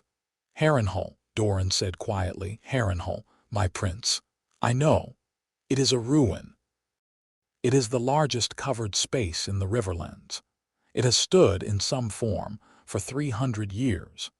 It has held every man we have ever needed to gather in one place. It is, by old custom, a neutral hall. The Lord of Harrenhal is a Lannister now, but the keep itself is a hall the realm has always treated as belonging to whoever sits in it during a great council. We have not had a great council in living memory. We will have one now. We will call it that. We will issue the writs to all houses 6 weeks before. The writs will be sealed with 3 seals, Targaryen, Stark, and Martell, so that no man can say he was deceived as to who was calling the council and for what. The houses that come, come. The houses that do not come will declare their absence as eloquently as any declaration. Either way, my prince, the symbolism. I know the symbolism, Doran. You crowned her there. I know I did. You will crown the sun there. I will. That is the symbolism. That is the symbolism. And it is also a hall with a roof big enough to hold 3,000 bannermen and 30 great houses, and a courtyard big enough to camp twice that number, and a curtain wall that will keep the lot of them out of each other's way for a week. The hall does the work. The symbolism is the bonus. I have not chosen for the symbolism. I have chosen for the hall. The symbolism comes along because we cannot leave it behind. Lyanna lifted her hand from his wrist. She did not put it down again. She left it in the air a moment, then set it on the table. She did not speak. She did not need to. The lifting of her hand had been her speech. When, Bracken said, 6 weeks from this council, the first new moon of autumn. That is fast. That is fast. We have been slow for 10 years. We will be fast for 6 weeks. And if Robert mobilizes before, he will not. He will not know until the writs go out, which they will go out 2 weeks before the gathering, and by the time he has read them and stopped breaking the Meister's furniture, His bannermen will already be on the road south. He will need to gather his host. The gathering will take him 2 weeks at minimum. He will not arrive at Harrenhal before we have crowned the boy and broken camp. We will be gone. He will be too late, and after. After we will see what Robert does. We will see what Tywin does. We will see what the Faith does. We will move our council to Riverrun, which by then will be Bracken's by way of the dying Tully. We will negotiate from there. We will offer Robert a partition. He will refuse it. He will mobilize. The war begins on the schedule he sets, not the schedule we set. We will be ready for it, because we will have spent the fortnight after the crowning fortifying the line. Doran will already have his banners in the field. Ned will already have his on the road south. Velaryon will already be in the strait. We will be ready. And the boy will be with me. There was a silence. Rhaegar, Lyanna said, "Yes, he is 12. Yes, he is 12, and you are going to put him on a horse in the middle of a war. I am going to put him on a horse in the middle of an army. The army will keep the war from his horse. I will be on the horse next to his. So will Ned. So will Arthur. So will the household. The horse will be the safest horse in Westeros. The horse will be the only horse in Westeros that has 30 great houses standing between it and a hammer." She looked at him. He looked at her. The look was the one she had given him at the Tower of Joy, and the one she had given him when Aaliyah had come to the gate of the hermitage at the end of the long crossing, and the one she had given him each year on the morning of Jon's name day, in which she watched him be the father he had not 10 years ago known he could be, and in which she let him see her watching. She held it, he held it. "All right," she said. "Then we are doing this thing, we are, all right." Oberyn, who had not yet spoken, leaned forward. "Sister-in-law, brother-in-law, if anything happens to that horse, I know. I will be on the field. I will be on the field beside the horse. I have not, in my life, ridden a war for a crown. I will ride this one. I will ride it for my niece's marriage and my nephew's title and my sister's safety and your son's life. I will not stint. Do you understand?" "I understand." "Good." He sat back.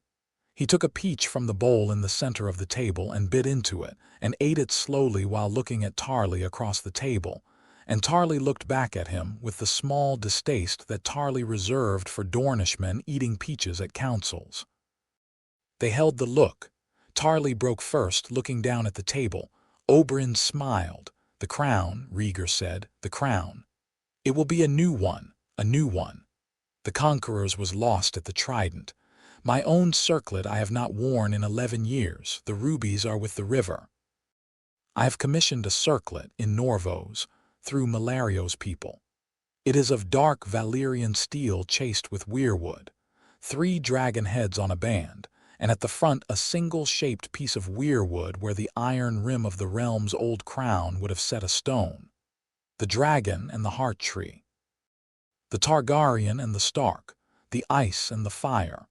Malario's smiths have made it, and Malario's bear priests have blessed it, and it has come 3 days ago by a man we trust. Will the boy fit it? It has been forged a half-inch over what he wears today. He is growing. He will grow into it within the year. Until then, it will sit a fraction loose on his brow. The crown is not a thing that will fit any man comfortably. The boy will have to grow into it the way all kings grow into a thing they were not measured for." Doran nodded. "Will the faith come?" "The High Septon will not come. The High Septon is too sick to ride. I have written him. He will not say no in writing. He will not say yes in writing. He will send a most devout." "Which one?" "The Hermit of Pharaohs." "The Hermit," Doran began and stopped. He looked at Rhaegar over the long table. He inclined his head. "All right, you have done your work. I have done it. The other 2 candidates will not be at Harrenhal because the other 2 candidates are in poor health that has been arranged for them. I will not detail it. The Hermit will be at Harrenhal. The Hermit will not crown the boy himself. That is my place by old custom and new arrangement. The Hermit will bless the crown before I lift it. The faith will be in the room. The faith will not be in the way. The council went on for another hour. The Maester Marwyn produced his accountings of the gold. Velaryon produced his accountings of the ships. Tarly produced his accountings of the arrows, which he had brought in a small leather folio, and which he read aloud from in the tone of a man who has counted them himself. Oberyn produced no accountings. Oberyn was the accounting that the others could not put on paper. At the end, Rhaegar stood again. "The first new moon of autumn," he said. "Harrenhal, the great council, the crowning at midday on the third day." "At midday," Doran said. "At midday." "Done." The men at the table stood. They did not bow. They were not a court yet. They were a coalition, and a coalition does not bow to its prince. They inclined their heads a half-inch in the small hermitage gesture that the household had developed by accident in the years since the first guests had come, and which had become, without anyone noticing, the gesture by which the loyalists of the to-be king saluted each other. The room cleared. Rhaegar stayed at the table. Lyanna stayed beside him. When the door had closed behind the last, she put her hand on the back of his neck and held it there a moment. "Now you tell him." "Yes. He is in the lower yard. I saw him from the window, alone, with Ghost." Ghost was the wolf that had wandered out of the foothills in the autumn 3 years ago. A thin, starveling pup, and had bonded to Jon with the speed and silence that had made the household believe the old tales about Stark men and direwolves. He was not a true direwolf. The household had decided over arguments. He was perhaps a wolf with direwolf blood, or perhaps a direwolf with hill-wolf blood, or perhaps simply a large, pale, silent wolf, and at this point it had stopped mattering. He went where Jon went. He did not speak. He looked at strangers in a way that informed them quietly of their welcome. Rhaegar found them at the south end of the lower yard. Jon was sitting on the low wall with his elbows on his knees. Ghost was at his foot with his chin on his paws and one ear twitching at the sounds of the household above. The afternoon light had gone the long red of a March's autumn. "Jon, father, walk with me." Jon stood. Ghost stood with him. They walked out of the yard, the three of them, along the cliff path toward the grove. "It will be at Harrenhal," Rhaegar said. 6 weeks from today. All right. You will be 12 still." "I am 12 now, I know." They walked. Ghost paced beside them. The dust of the path took the print of 3 sets of feet, Rhaegar's, Jon's, Ghost's, in a small grave procession. "I will not ask if you are ready," Rhaegar said. "All right." "You are not. No one ever is. All right. I will ask if you want it." Jon did not answer at once. He did not pretend to. He walked on a little way with his hand at his side hanging open and his eyes on the path. Ghost, beside him, kept pace. The brimstone below them ran loud over a low rock and went quiet again. "I do not want it the way Father wants me to want it," Jon said. "What do you mean?" "Father wants me to want it because he believes the realm needs me to want it. I do not yet know what the realm needs. I know what you tell me. I know what Doran tells me. I know what Mother tells me, and what Lady Mother tells me, and what Egg tells me, and what Ren tells me, and what Uncle Ned tells me. They tell me different things. They tell me the same thing through different doors. I do not yet know whether the realm wants me. I know whether you want me." "Yes." "You want me?" "Yes." "Then I want what you want. I will want what I want when I am older. For now I will trust you. Is that enough?" Rhaegar did not answer for a long count. He had practiced in the tower the night before the things he would say. He had not practiced this. He had not expected the answer he was getting. The answer he was getting was not the answer of a boy of 12. It was the answer of a man of 40 who had decided, late in life, to be honest about the decisions he was making.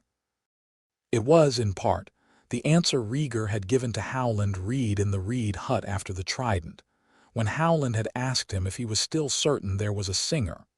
It was also the answer of a child who loved his father. The two were not different answers. Rhaegar saw it. He did not yet have a word for it. "It is enough," he said.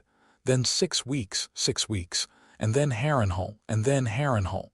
And then we will be in a war, not at once, in time, and Mother will be at Harrenhal. She has said she will be, and Lady Mother.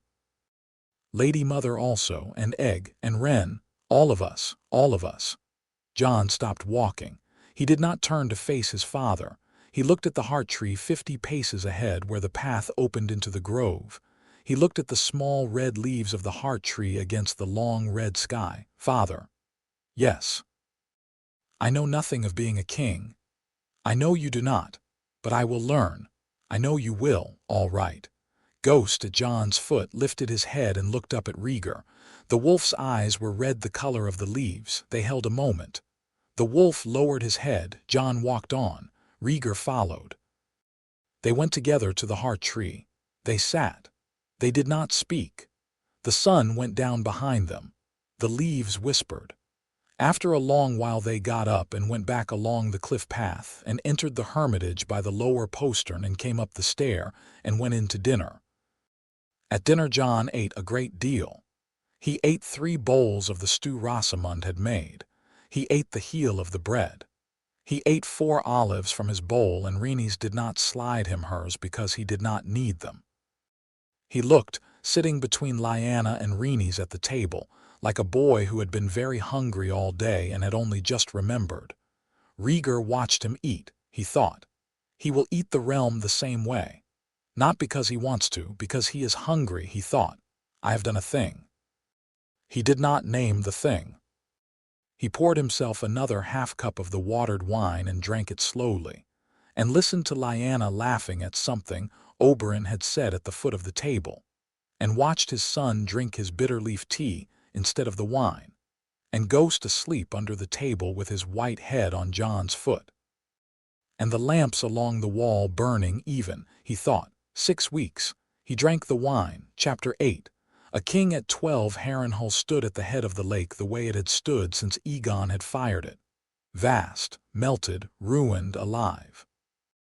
The roofs of the great keep had been rethatched in green willow, and the rafters of the throne hall had been reset in oak by men Doran had paid for the work 3 months in advance. The hall would not last a winter. It did not need to. It needed to last 3 days. The crowning was the 3rd day. Jon woke in a room in the king's pyre tower with gray light coming through the slit window onto the wool of his bed. He lay still for a count of 7. He had taken his father's count 2 years ago and had begun using it for waking instead of doors. He had told no one. He counted 7 and got up. Ghost was at the foot of the bed. The wolf had grown the way Jon had not, in the year since Doran's visit. He was now nearly waist-high at the shoulder and silent the way grown direwolves were silent in the histories Jon had read. He had crossed the kingdoms with Jon in a wagon, hidden from inns and innkeepers, and had stepped down at Harrenhal yesterday morning into a courtyard of bannermen who had gone very quiet, very fast when they had seen him. The wolf had ignored them. Jon got out of bed. He dressed without help. He had said, 2 days before, that he did not want a servant for dressing. Lyanna had not argued. He pulled on the wool breeches and the wool shirt and the doublet that had been laid out for him on the chest. The doublet was stark gray overlaid with Targaryen red. The needlework had been Rhaenys's. Rhaenys had stayed up 3 nights with it. The wolf was on the breast in silver, and the 3-headed dragon was on the back in red, and the seams were small and exact. He went to the window. Below him, the camp went out and out and out until it ran into the lake. He could not count it. He had asked Marwyn for the count last night, and Marwyn had said, "A little above 3,000, my prince, by the quartermaster's lists. 3,000 bannermen. 30 great houses by their lords in person." The lists had been read to him by Marwyn over a small dinner Rhaegar had insisted on, alone, the 3 of them, in the inner solar of the king's pyre. Jon had been hungry. He had eaten. This morning he was not hungry. A knock at the door. The count of 7. He turned. "Come in." Lyanna came in. She was in stark gray, with a thin line of Targaryen red worked into the collar. Rhaenys had done hers too, and her hair was loose to her shoulders. She had no crown. She had said, when offered one, that she would not wear one. She had said that the day a son was crowned in a hall his father had crowned his mother in, the mother did not need her own crown. She looked at him. She looked at the bed. She looked at Ghost. She looked at the doublet. You are dressed. Yes. Good, the hall is filling. Your father is in the gallery. Your uncle is at the lake gate, receiving the last men. The hermit of Pharaohs is in the sept tent, doing whatever hermits of Pharaohs do at the third hour of the third day.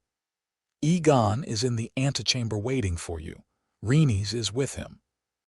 Egg has not stopped moving since dawn. He says it is to walk off the wine of last night. He had no wine of last night. He is your brother. He is more nervous than you are, is he? By a long way. I am nervous. I know. How nervous should I be? As nervous as you are, not more, not less. Trust the day to give you what to do. He went to her. He let her put her hand on the back of his neck, the way she had put it on Ned's neck 11 months ago in the garden, and then she lifted her hand and laid her palm on his cheek and looked at him for the length of a long breath. You look like him, like father, like both of them. You look like my brother and you look like your father. You look like a Stark and a Targaryen and a boy who is 12, which is what you are, and that is the look you should be giving the realm today. Trust your face. All right. She kissed him on the forehead. She walked out. Ghost padded with her to the door, hesitated, looked back at Jon. Jon nodded once. Ghost went with her. Jon stood at the window for one more count of 7. Then he went out the door, down the stair, and along the gallery to the antechamber. Aegon was at the antechamber window with his hands at the small of his back. He turned. Rhaenys was on the bench by the wall. She rose. They came to Jon at the door without ceremony, the way they had been coming to him for 12 years in any doorway. Egg, brother, Ren, brother. Are you all right? Are you all right? I asked first. I am all right, Aegon said. I am all right because today my brother is going to be crowned and I am not, and the relief of this is a thing I will not pretend not to be feeling. I love you. I am pleased it is you. I would be pleased if it were me. I am more pleased it is you. Do you understand? I understand. Good. Let us go. Rhaenys took Jon's hand briefly, the way she had taken it when he was 4. She gave it back. She lifted his collar a fraction at the back where she had not been able to see when she had stitched it, and pressed the seam flat. She walked out beside him.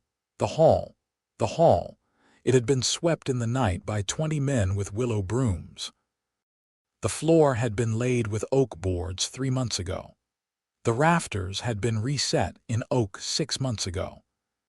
The banners hung from the rafters in the order Rhaegar had spent 2 weeks deciding upon. The 3-headed dragon in the center over the dais, the dire wolf of Stark to its right, the sun and spear of Martell to its left, the silver seahorse of Velaryon next to Stark, the merman of Manderley next to the seahorse, the bat tower of Went, Oswell had insisted. The family had been Harrenhal's last loyal vassal. The bat was politic. The bullanderos of Tarly out in the second rank where Tarly had asked to be put, not the front rank, he had said. Until I have earned it, and the crowned huntsman of Bracken, and the crowned bee of Beastbury, and the green leaf of Tyrol, which had been hung by mistake by a reach steward, and which Doran had not asked taken down because the mistake would do work. The hall held them all. 3,000 bannermen would not fit inside the hall. 3,000 bannermen would not fit inside any hall in the world. The bannermen were in the courtyard and the lower wards. Inside the hall were the great lords and their immediate retinues, and the maesters who had come, and the septons, and a delegation of merchants from Bravos, and one from Pentos, who had been included in the writs at Doran's request, and had paid for the inclusion. There were perhaps 800 men and women inside the hall, standing along both walls, leaving the center open from the great doors to the dais. Jon walked the open lane. He walked with Aegon at his right and Rhaenys at his left. Aegon had at first been told to walk a step behind. Aegon had refused. Rhaegar had not pressed. Aegon walked level with his brother. At the dais, Rhaegar stood. He was in Targaryen black, with a thin band of red at the collar and at the cuffs, and a thin chain of dark Valyrian links at his shoulder where the hand's chain had once gone before he had been a prince in his own right. He had no crown. He had no scabbard. He had at his hip a knife. He had at his side his wife. Lyanna stood beside him in the Stark Targaryen grey and red. Elia stood beside Rhaegar on his other side, in the Dornish orange and the Targaryen black, the colors equal-banded, the way she had asked for them. The Kingsguard stood across the back of the dais. Arthur Dayne in the center. Oswell went on his right, Gerald Hightower on his left. Their white cloaks had been newly laundered. Their swords were sheathed behind them. On a small bench the Hermit of Pharaohs sat. He was a thin man with a face like a sun-bleached stone and a long gray beard. He sat with his hands in his lap and his eyes closed. He would open them when he was needed. Until then he was conserving. Jon reached the dais. He stopped at the lowest step. The hall was silent. 3,000 bannermen outside were silent. Doran had given the order, twice repeated by criers, that during the ceremony no man was to speak in the wards. The lake beyond the keep was silent. The wind in the rafters of the burnt towers made a faint hollow sound. The world had narrowed to the lane between the people, the dais at its head and the man at the top of the dais. Rhaegar spoke. He did not raise his voice. He had told Doran in the planning that he would not raise his voice. He had said, "A man who must raise his voice at this is a man who does not know what he is saying." He had been told that the men in the back of the hall would not hear him. He had said, "Then the men in the back will lean forward." They had leaned forward, my lords. A pause. The room leaned. "You have come a long way. Some of you have come from Sunspear, some from White Harbor, some from Driftmark, some from Golden Grove, some from less far, and some of you from much further. I will not name you all. I have a list, and the list is long, and the list will be read at the feast tonight, and a name on the list will be a name remembered by my house and by my son's house from this day forward. I will not name you. I will say only that you came." A small wind moved in the rafters. "My name is Rhaegar of House Targaryen, third of that name. I am a man you believed dead these 12 years. I am, in many of the ways that matter to a realm, still dead. I do not come here to claim a throne. I come here to put one man, my son, on the throne, and to support him in it as a hand and as a father, and to live the rest of my life in his service and not in my own. The crown of my father and of my grandfather is in the Red Keep. The usurper sits on the chair beneath it. I do not contest it for myself. I have not contested it for 12 years. I would not contest it now if there were another way to make this realm whole. There is not. The boy must be crowned. I am the one with the right to crown him. I will." He turned. The Hermit of Pharaohs opened his eyes. The hermit rose without ceremony. He came forward to the front of the dais. He held in his hands a small piece of folded cloth. In the folded cloth was the crown.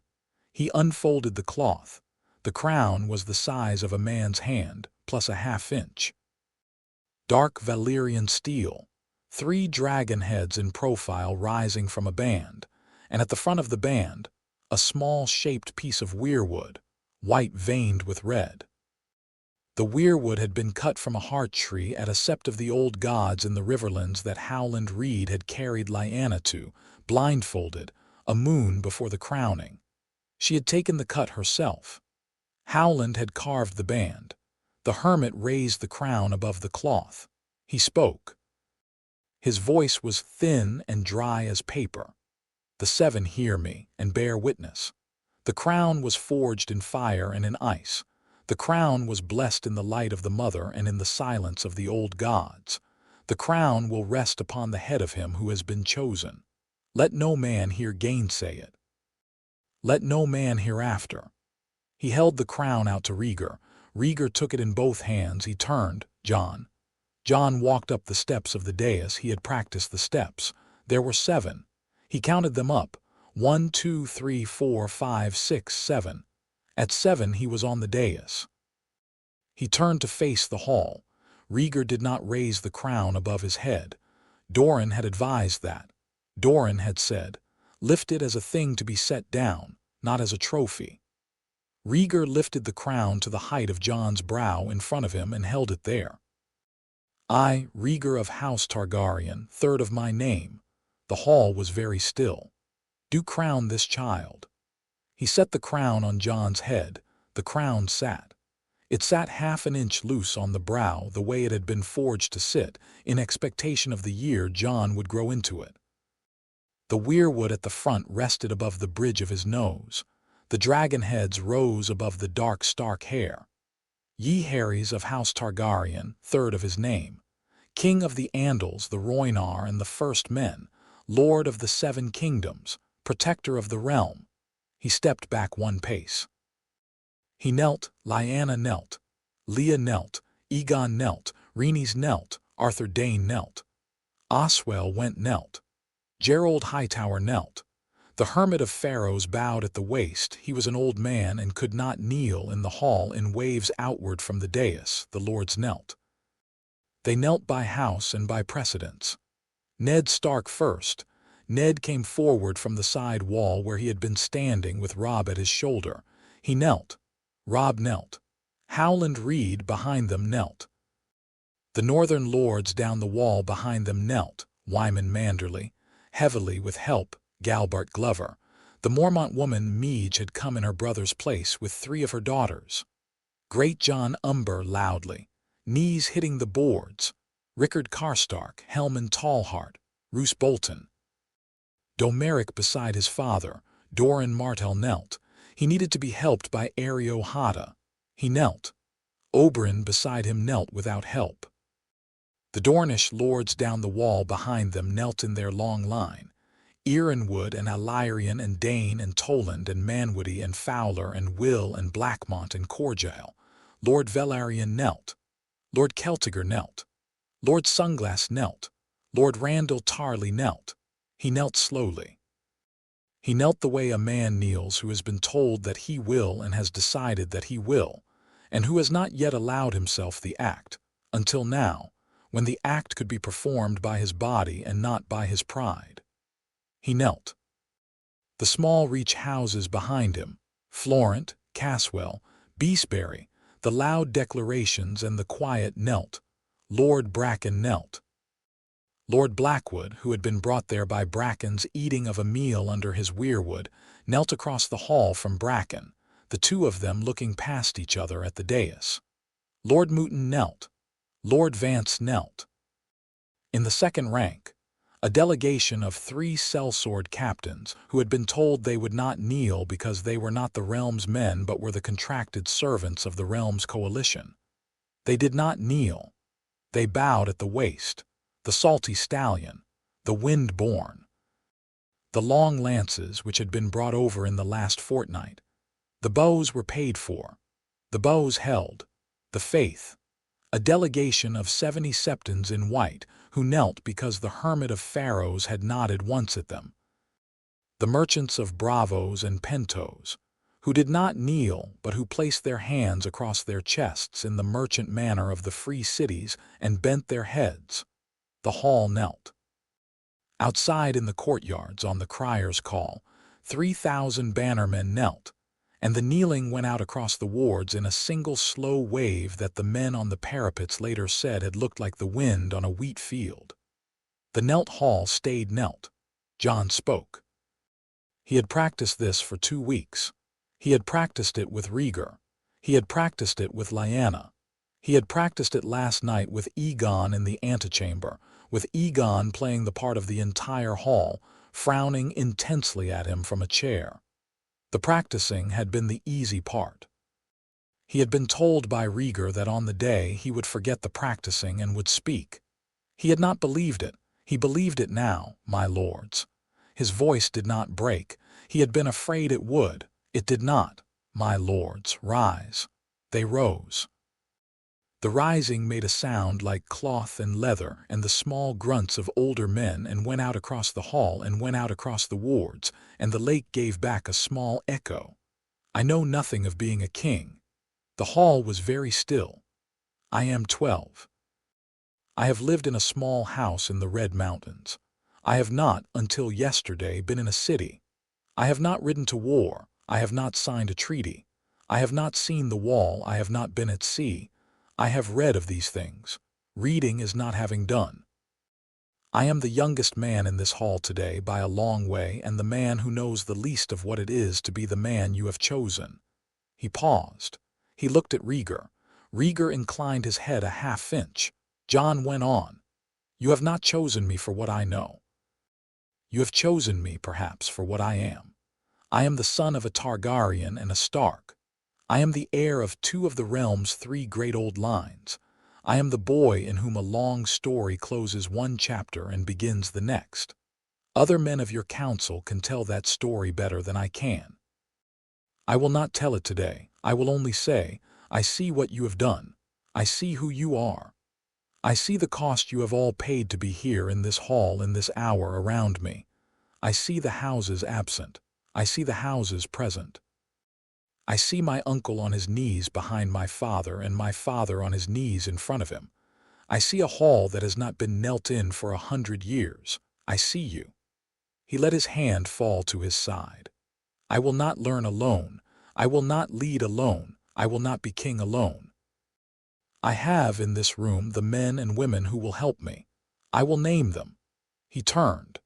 My father, who has carried this realm in his body for 12 years past the day he should have set it down, I name Hand of the King.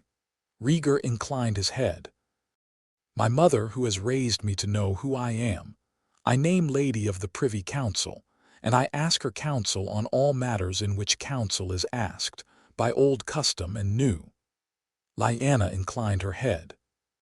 Lady Elia of House Martell, who has been my second mother since I was an infant, and who has taught me what a court is in the times before there was one. I name to the small council as Mistress of Coin, by old precedent of the Martell Targaryen union. Elia inclined her head. My brother Aegon, who is older than I am, who would have made a fine king and may yet, I name Master of Ships, that he might command in my name our fleets in the strait, with Lord Velaryon his second and Lord Celtigar his third. Aegon inclined his head. Velaryon and Celtigar, kneeling no longer but standing in the front rank, inclined theirs. My sister Rhaenys, who is older than I am also, and who has taught me everything she could about a court I had not yet seen, I name Mistress of Whispers, and I ask her that she keep her own counsel within reason, and tell me what I need to know in the days to come. Rhaenys inclined her head. My uncle Eddard of House Stark, who has brought the North to me, I name Warden of the North as he is, with my thanks, with all that the office may mean and all that it now means anew. Ned inclined his head. Prince Doran of House Martell, who has long been the architect of this hall, I name Warden of the South. The office is new. It will need definition. We will define it together. Doran inclined his head. Lord Randall of House Tarly, who has come at great cost to himself, I name Warden of the West Marches, in trust that the office may be defined when the West Marches are reclaimed. Tarly inclined his head, the smallest half-inch he had performed in his life. Lord Wyman of House Manderley, I name Master of Ports. Wyman Manderley inclined his head with help. Lord Bracken, I name Lord Paramount of the Trident, in pending vacancy of the office. Bracken inclined his head. Blackwood across the hall did not move, which was an answer Jon had prepared for. Jon nodded once lightly at Blackwood. Sir Arthur Dane, who has been with me since I was a child, who has been my teacher and my guard and my friend, I name Lord Commander of the Kingsguard. Sir Oswell. Sir Gerald, you are confirmed in your offices." Arthur Dane inclined his head the way only he in the realm could incline it. Oswell and Gerald inclined theirs. "I am 12. I will not, today, name a master of laws or a hand of the faith or the offices that wait on a court I do not yet sit. We will work it through in time. For now this is enough. For now I will say only what my father told me once when I was 9 and asked him if I was going to be a king. He told me, if the realm wills it, not before. I am 12. The realm in this hall has willed it. I accept it. I will not refuse it. I will not pretend it lighter than it is. I will not pretend myself older than I am.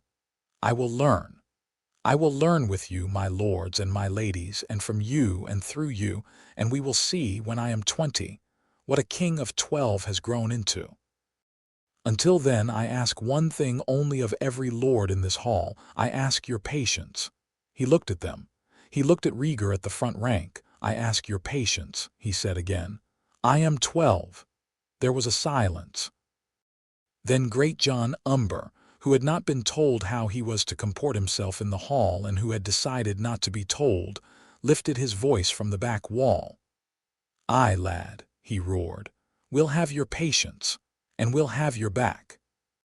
And we'll have you on the Iron Throne by the time you're 13, if your father will let us hurry." The hall did not laugh. The hall, instead, in a single great sound, made a noise that began as a low rumble and rose. In the second the sound took to be made, to a shouted assent from 3,000 throats outside. The roar went up and out and rolled along the lake. Jon did not move. He stood at the dais. Rhaegar lifted his hand to his shoulder. He set it there. He did not speak. Jon stayed standing. Hours later, when the feast was beginning in the lower hall and the household around him had thinned to those who knew him by his old name, Jon went up to his rooms in the king's pyre and shut the door. He stood at the window. The lake was red with the last light.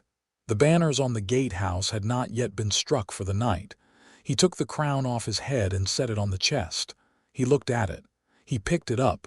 He put it on again. He took it off. He set it down. "This is heavy," he thought.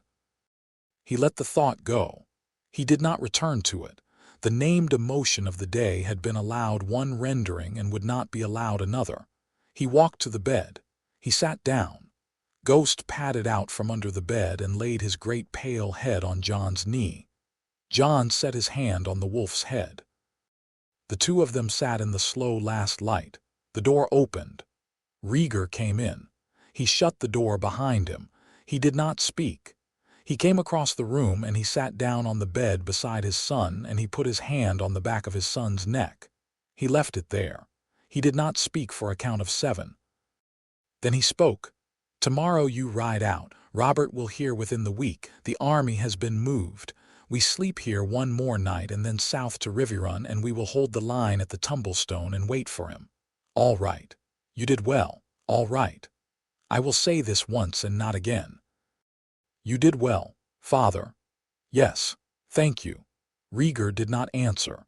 He sat with his hand on his son's neck, and the count of 7 became a count of 70, and then a count he was not counting, and the lake outside the window went black, and Ghost on the rug closed his eyes. After a long while Rhaegar took his hand off his son's neck and stood up. "Sleep," he said. "All right. I will be next door. All right." He went out.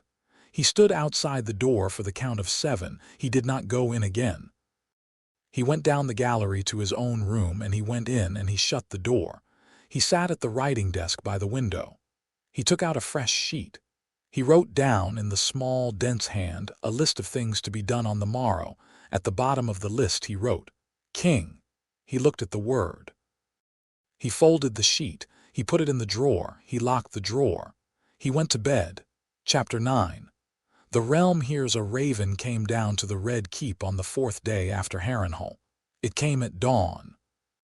The Grand Maester read the small folded letter twice before he carried it across to the Tower of the Hand. Jon Arryn was up. He was in his solar in his nightshirt with the brazier lit. He read the letter once. He read it twice. He did not speak. He set the letter on the table and put one hand flat across it and looked at the brazier. My lord hand. Yes, Grand Maester, the king will need to hear. The king is asleep with a wineskin. The king will hear when the king can stand. Until then I will read this again. Go back to your tower. Send no raven out today. By no man's command. Mine first. Pycelle bowed and went. Jon Arryn sat at the table and read the letter for the third time, and then he closed his eyes and put both his hands across his face. He was 68 years old. He had won a war for Robert Baratheon, and had won it knowing that the man he was putting on the throne was not the man the throne required. He had told himself for 15 years that the second best king was better than the third best, which had been Aerys's heir, who had taken a Stark girl and dragged a kingdom into a war. He had believed his telling. He had been an honest man. The hand on his face was an old man's hand. He had been wrong about who the war had served. He read it a fourth time. The letter was the writ that had been sent to every great house from Harrenhal 3 weeks before, of which Jon Arryn, by an oversight that was not an oversight, had not received a copy. The hand of the king had been the one man in the realm not invited to the great council.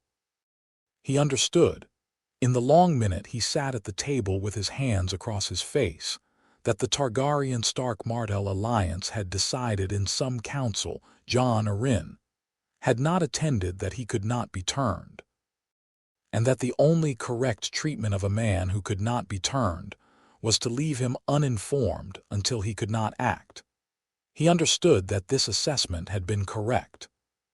He understood also that the assessment had been Doran Martell's, because Doran Martell was the only man in the realm clever enough to have made it and patient enough to have ridden it for 2 years. He took his hands off his face. He went to the wash basin and washed. He dressed. He went to wake Robert. Robert was not asleep.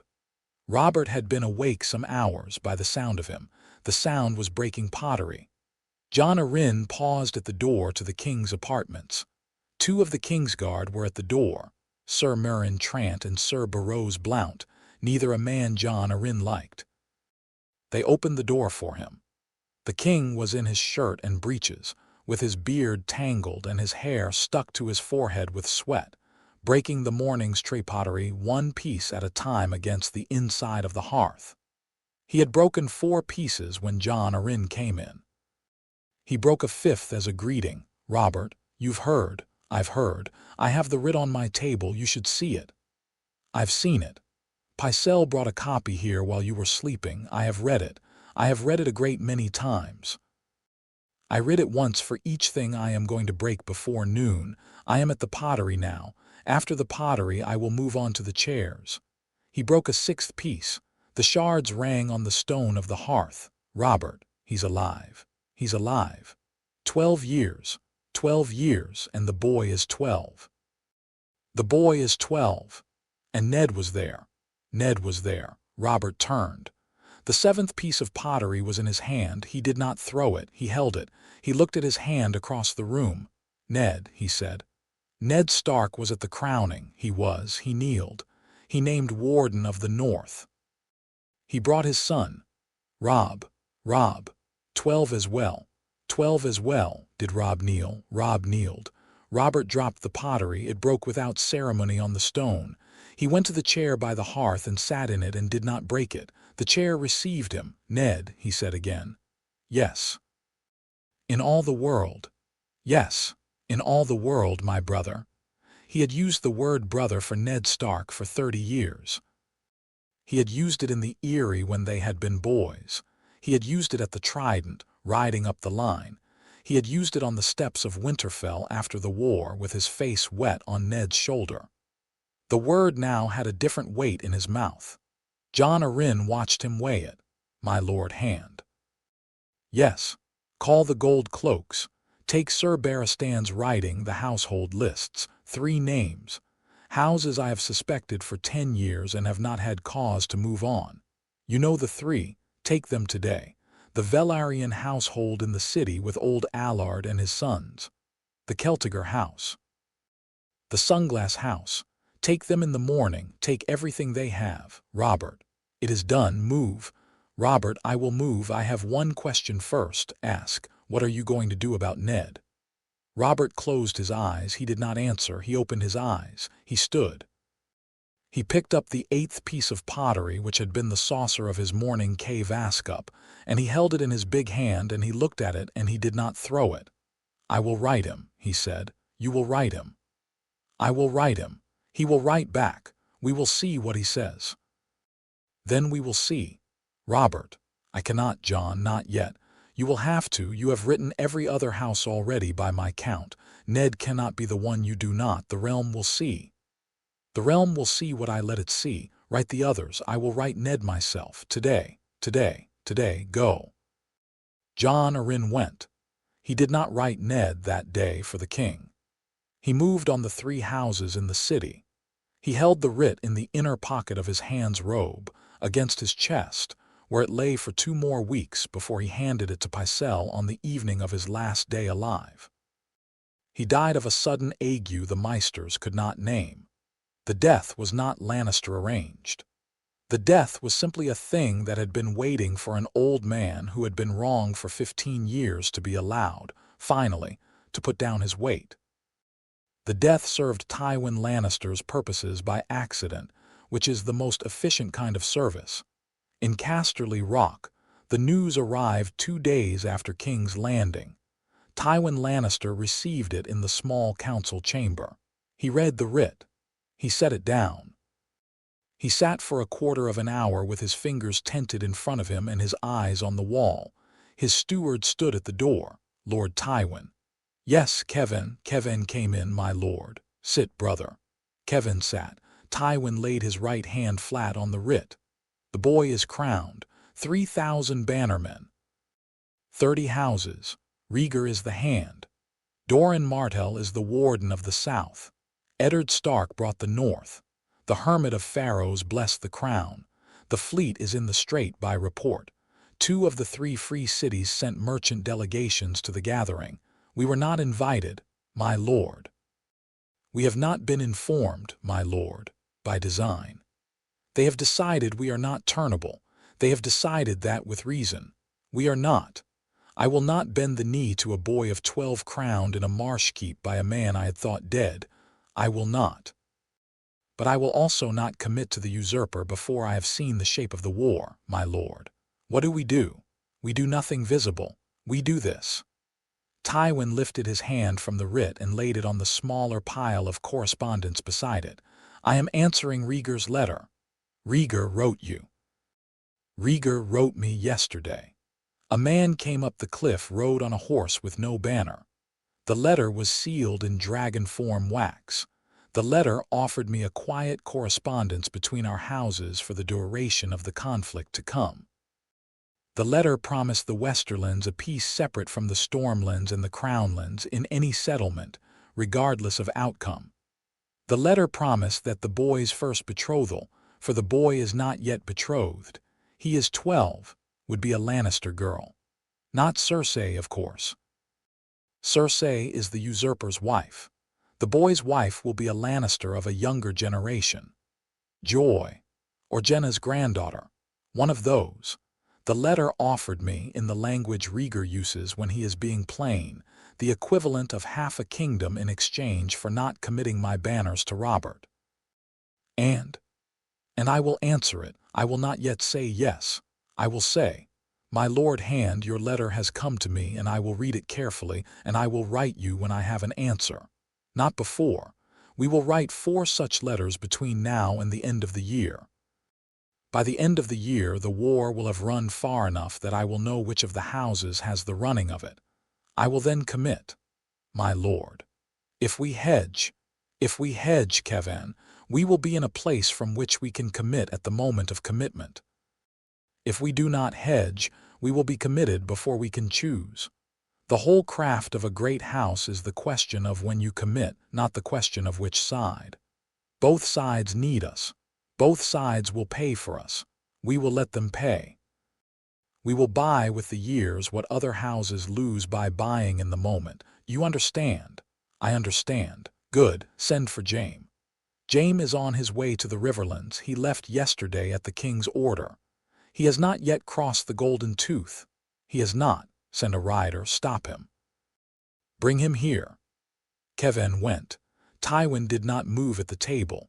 He sat in the small council chamber of Casterly Rock, and he looked at the wall for a long while. The wall had been painted by his grandfather with a fresco of the deeds of King Lan the Clever, the trickster of the Westerland's old songs. The fresco was 3 centuries old and was beginning to fade. Tywin did not look at the fresco. He looked at the wall. He thought, with the slow, cold patience that had made him what he was, about the Targaryen who was alive and the Targaryen who was a child. He thought, also, about Cersei. He thought about Cersei as he had not thought about her in years. He thought about the marriage he had made for her, and the king he had married her to, and the children of that marriage who were not the king's. He had known about the children for some years, in the way that a man like Tywin knew a thing he had no use for knowing, as a possible asset held in reserve against a possible day. The day had been theoretical. The day was now arriving. He sat at the table and thought about Cersei's children and about whose they actually were and about what he might do with the fact in the months to come. He thought about Jaime, his son, the Kingslayer, the White Cloak, the man with the gold sword in his hand and the gold curling hair on his head, who had killed the last Targaryen king at the foot of the Iron Throne. The man who had served Aerys and had been there at the Trident when Rhaegar had ridden out, and who had not been at the Trident itself, because Aerys had ordered him to stay in the Red Keep. The man who had now a king he had killed and a prince he had served on opposing sides of the realm. Tywin folded his hands. Jaime, he said aloud to no one, will have a difficult winter. Cersei had the news in King's Landing within the hour of the king having it. She was in her solar in the Tower of the Hand with her brother, Tyrion, sitting on the bench by the window with a cup of wine. She read the writ. She read it twice. She handed it back to her brother. Read this, she said. He read it. Sister. Yes, this is a problem.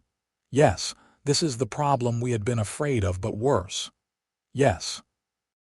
We had thought we would have to deal with the Stark boy when the king's strength failed. We will have to deal with the Targaryen boy at the same time, with the Stark boy at his side, with their 2 fathers behind them, and with Doran Martell behind the fathers. Yes. What does father say? Father has not yet been written. Father will know by tomorrow. Father has, as always, his own plan, which he will not share until I have committed to mine, at which point he will tell me what I should have done. What is your plan? She did not answer.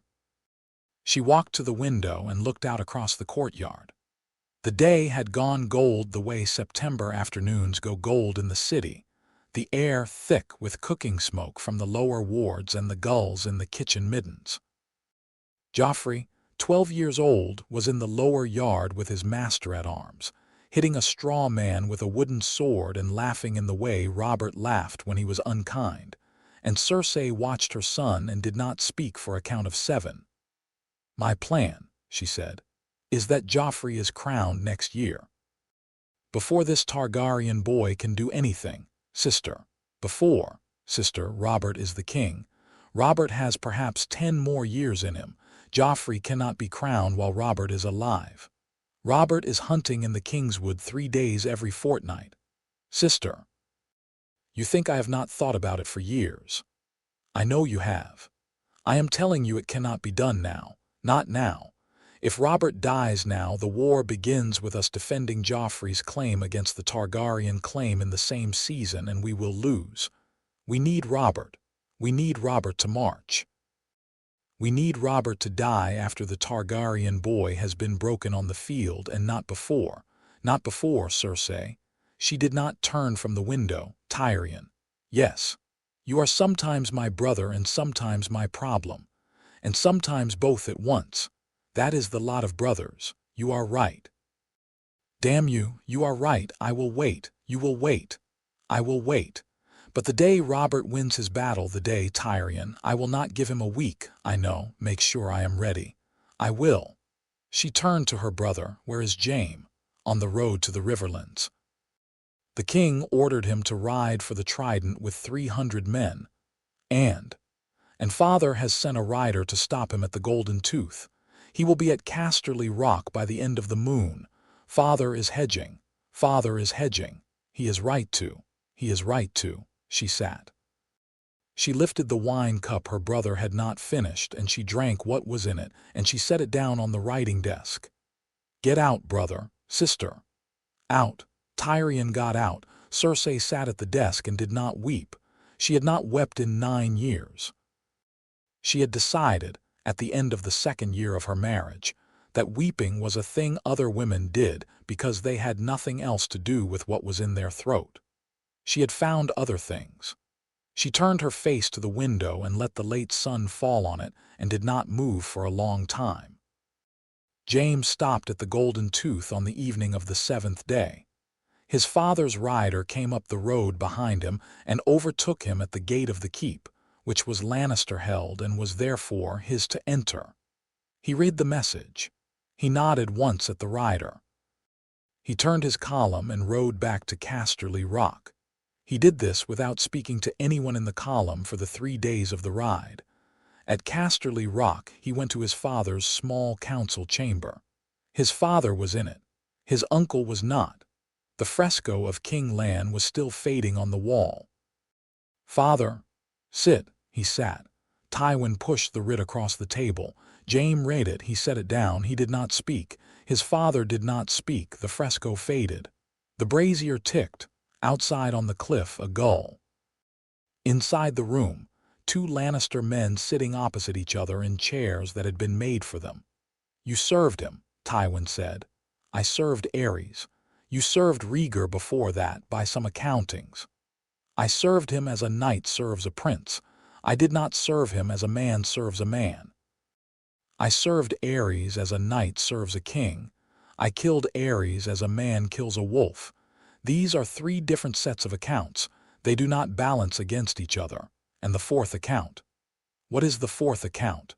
Rhaegar's son. The boy now crowned. What is your account with him? Jaime did not answer at once.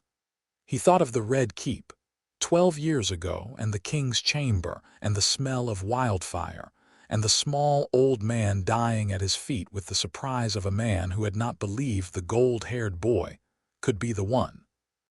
He thought of the prince he had served before that, who had ridden out of the keep one morning with a closed mouth and a long sword on his hip, and had not come back. He thought slowly of his own white cloak, which he had set on the bedpost of an inn in the Riverlands 6 nights ago and looked at for an hour and put back on. I do not know, Jaime said.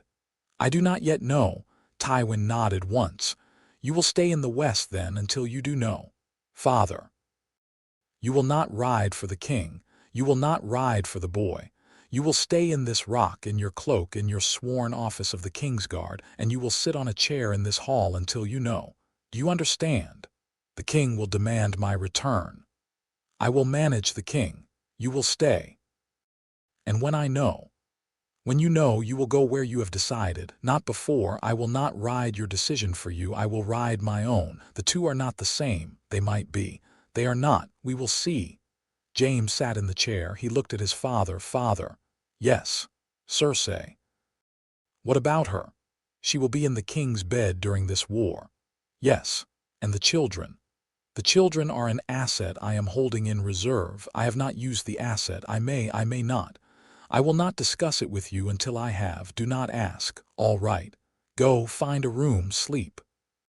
The rider is exhausted. He will sleep also. We will speak in the morning. Jaime stood. He went out. He did not sleep. He sat in his room at the high window of the rock, looking out at the night sea, with his white cloak across the chair beside the bed. And he thought about the prince he had served, and the king he had killed, and the boy who had been crowned, and the place in himself where his old knighthood lived and was, in the months to come, going to have to decide. He thought about it for some hours.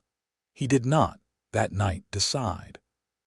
Across the narrow sea in Bravos, the news reached Viserys Targaryen on the 11th day, brought by a Bravosi merchant who had been at Harrenhal and who had not, by oversight, mentioned where he had been until the wine at supper had loosened him.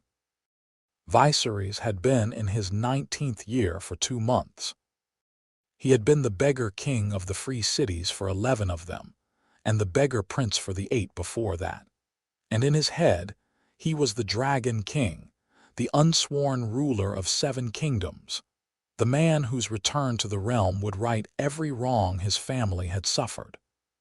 He had told himself this nightly for so many years that the telling had become the thing told.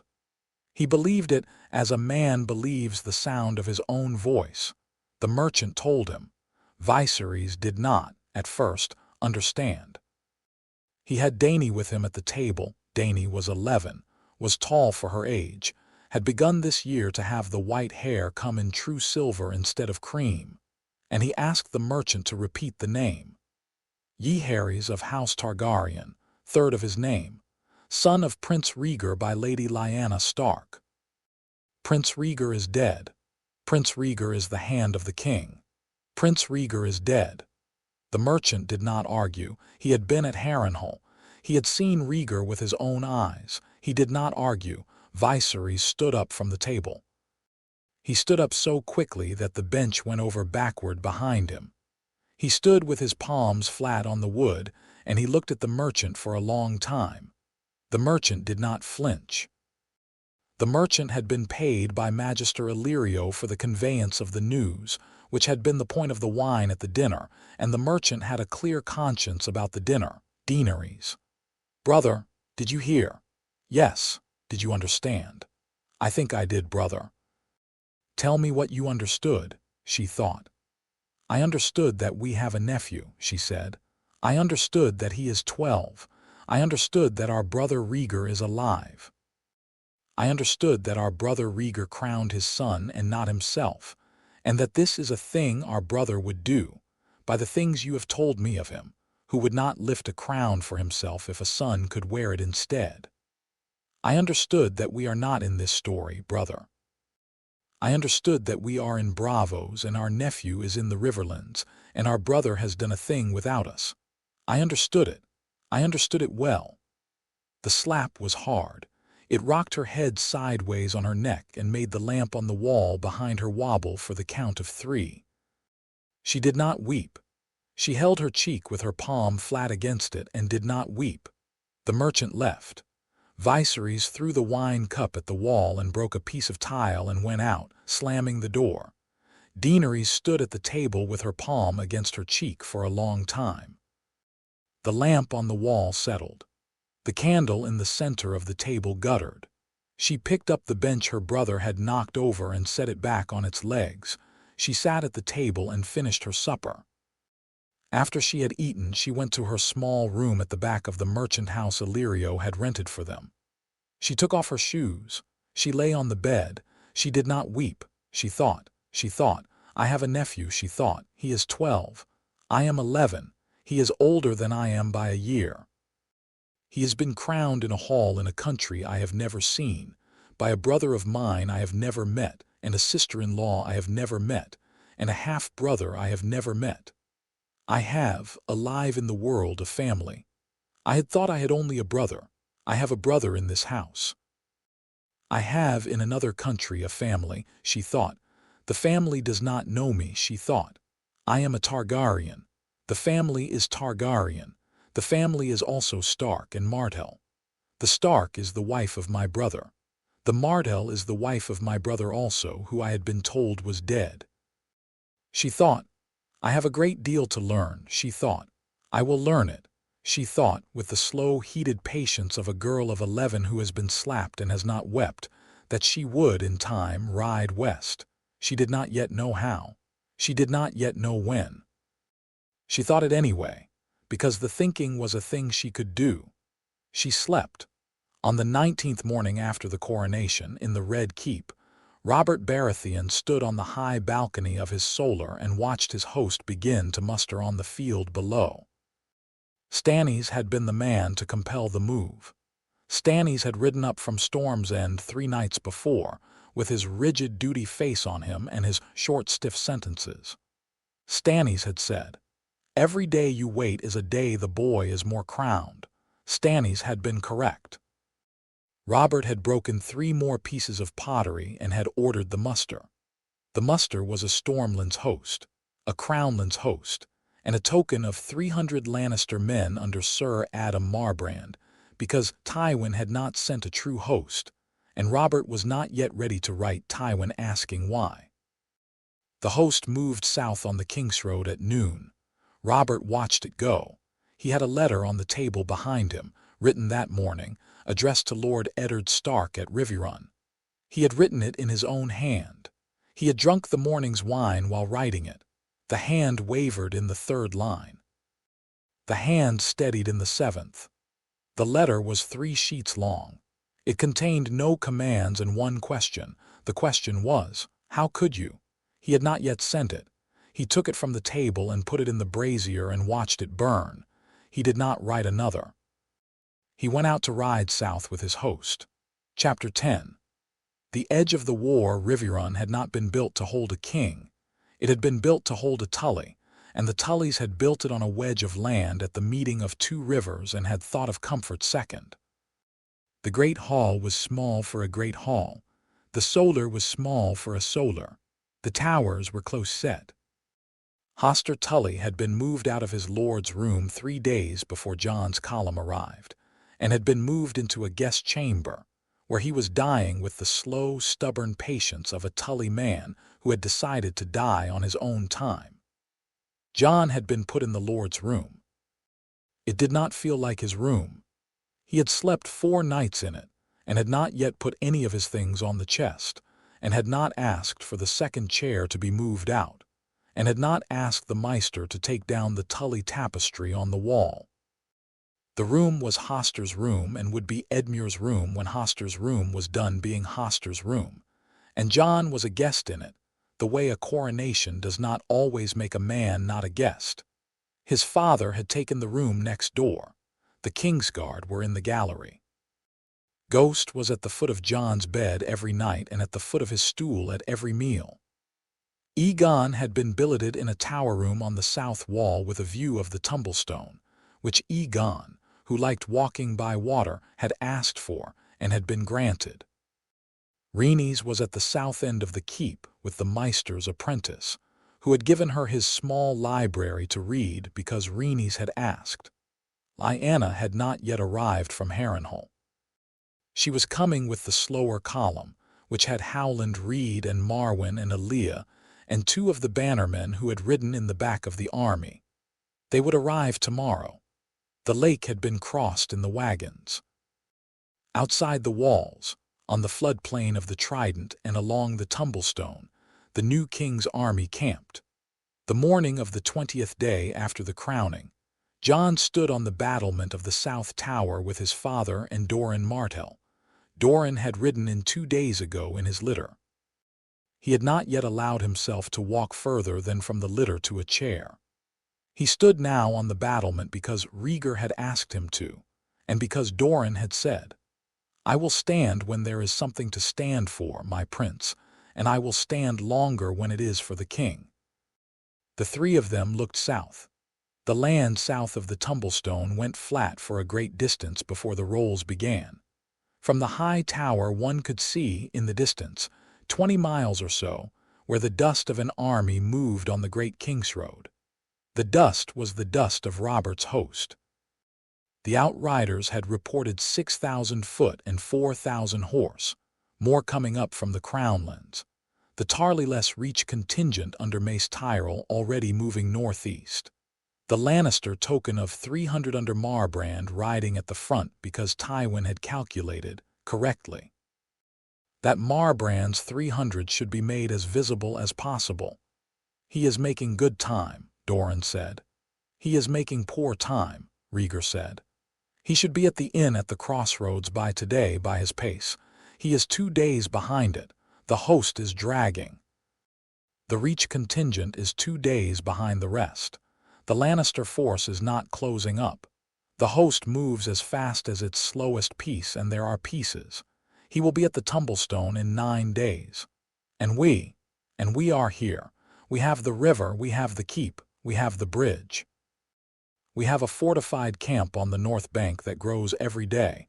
We have the wagons coming.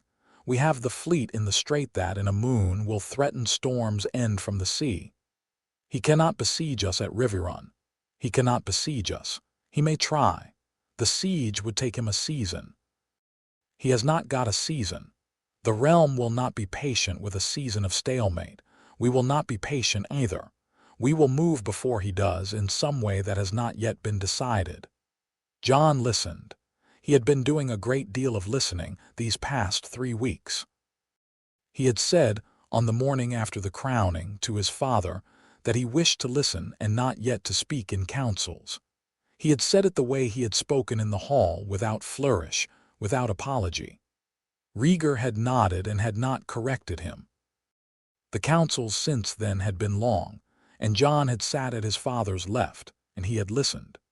He had spoken twice. Both times his father had stopped to consider what he had said, and the council had moved with what he had said, and Jon had filed away both moments in his head for later study. He was 12. He was learning. He spoke now. "Father." Yes, there should be a parley. The 2 men looked at him. A parley, before the fighting, not because Robert will accept it, he will not, because the realm should see that the king has offered one. Rhaegar looked at Doran. Doran looked at Rhaegar. Doran inclined his head a half-inch. "He is right, my prince. He is right. It does not save us a battle, it buys us a story. A king who offered a parley and was refused is a king the realm has heard a different note about than a king who simply marched. Tell me." Rhaegar said to his son, "Tell you what? Tell me the terms. You have thought of them." "Yes, father, tell me." Jon set his hands on the battlement stone. "The terms are these. We offer Robert a partition of the realm for a period of years, in which Robert holds the Stormlands and the Crownlands, and if Tywin Lannister will commit to him, the Westerlands. We hold the north through Uncle Ned, the Riverlands through Lord Bracken, Dorne through Prince Doran, and the portion of the Reach that has declared for us, Tarly's portion. The Iron Throne is held in trust. We do not sit on it. He does not sit on it. We are both styled king of our portions. The faith confirms both crowns under temporary writ. We rule our parts. The line of succession in the south goes through Robert's children. The line of succession in the north and Dorne goes through me. When I have an heir of body in time, he will be the king of the half I hold. When Robert has an heir, his son will be the king of the half he holds. The realm sits in 2 halves for a generation. The generation will decide whether the halves reunite and by whose hand and by what marriages. He stopped. He looked at Rhaegar. He looked at Doran. Doran inclined his head a full inch this time, which was rare for him. "My prince," Doran said, "you have thought it through." "I have." "You have thought it through nightly." "I have, my prince." "Doran, Doran." Rhaegar set his hand on the stone of the battlement next to his son's. "He will not accept." "I know he will not, father. He will reply with a war." "I know he will, father. You wish us to send it anyway." "Yes, father, we send the offer, we seal it. We send it with a herald and a peace banner. We send it to him in the open. We send a copy to every great house. We send it to the faith. Then when he refuses, the refusal is his and not ours, and in your own heart." "What does my own heart say?" "Yes," Jon thought, "my own heart," he said slowly, "would prefer the parley to be accepted." "Why?" "Because I am 12 and I do not want a war." "Honest." "Yes. Honest is the answer of a king and not the answer of a battle captain. Hold to it. We will send the offer." He nodded once. He turned to Doran. "Doran, my prince. Will you draft the letter?" "I will. The drafting will take an afternoon. I will have it by sundown." "Send it tonight." "Use a herald in white. Use Beric Dondarrion's old herald, the one who served the marches and is known to Robert from his youth. Have him ride out with a peace banner of the realm of Westeros, not of our cause. Make it the realm's parley, not ours. Robert will read the difference. He will. Good. They stood at the battlement a little longer. The dust on the King's Road 20 miles south of them moved at its slow pace. The sun was halfway up the morning sky and the air was clear. Jon looked at it. He looked at his father next to him, and at Doran on his father's other side, and at the small army on the floodplain below them, and at the river, and at the dust on the south road. He thought about the boy he had been 6 weeks ago in the lower yard of the Hermitage with Ghost at his feet and a wooden waster in his hand, and the boy he was now at the head of an army on a battlement of Riverrun with a crown on a chest in the Lord's chamber 3 towers away. He did not name the thing. He let it go. The letter was drafted by sundown. It was written in Doran's hand, in the small, clean Dornish script he used for diplomacy, and was sealed with 3 seals, Targaryen, Stark, Martell, and was carried out the south gate of Riverrun on the morning of the 21st day after the crowning, by Sir Beric Dondarrion's old herald, a man of 60 named Aubrey, who wore the white tabard of a realm herald and rode a grey horse and carried a peace banner of the realm of Westeros on a long pole. Aubrey rode south along the King's Road for 2 days. On the second evening he came up to the outriders of Robert's host. He showed his banner. He showed the seals on the letter. He was passed up the line and was brought before Robert at the king's tent on the evening of the 23rd day after the crowning. Robert was at supper. He had been at supper for some hours.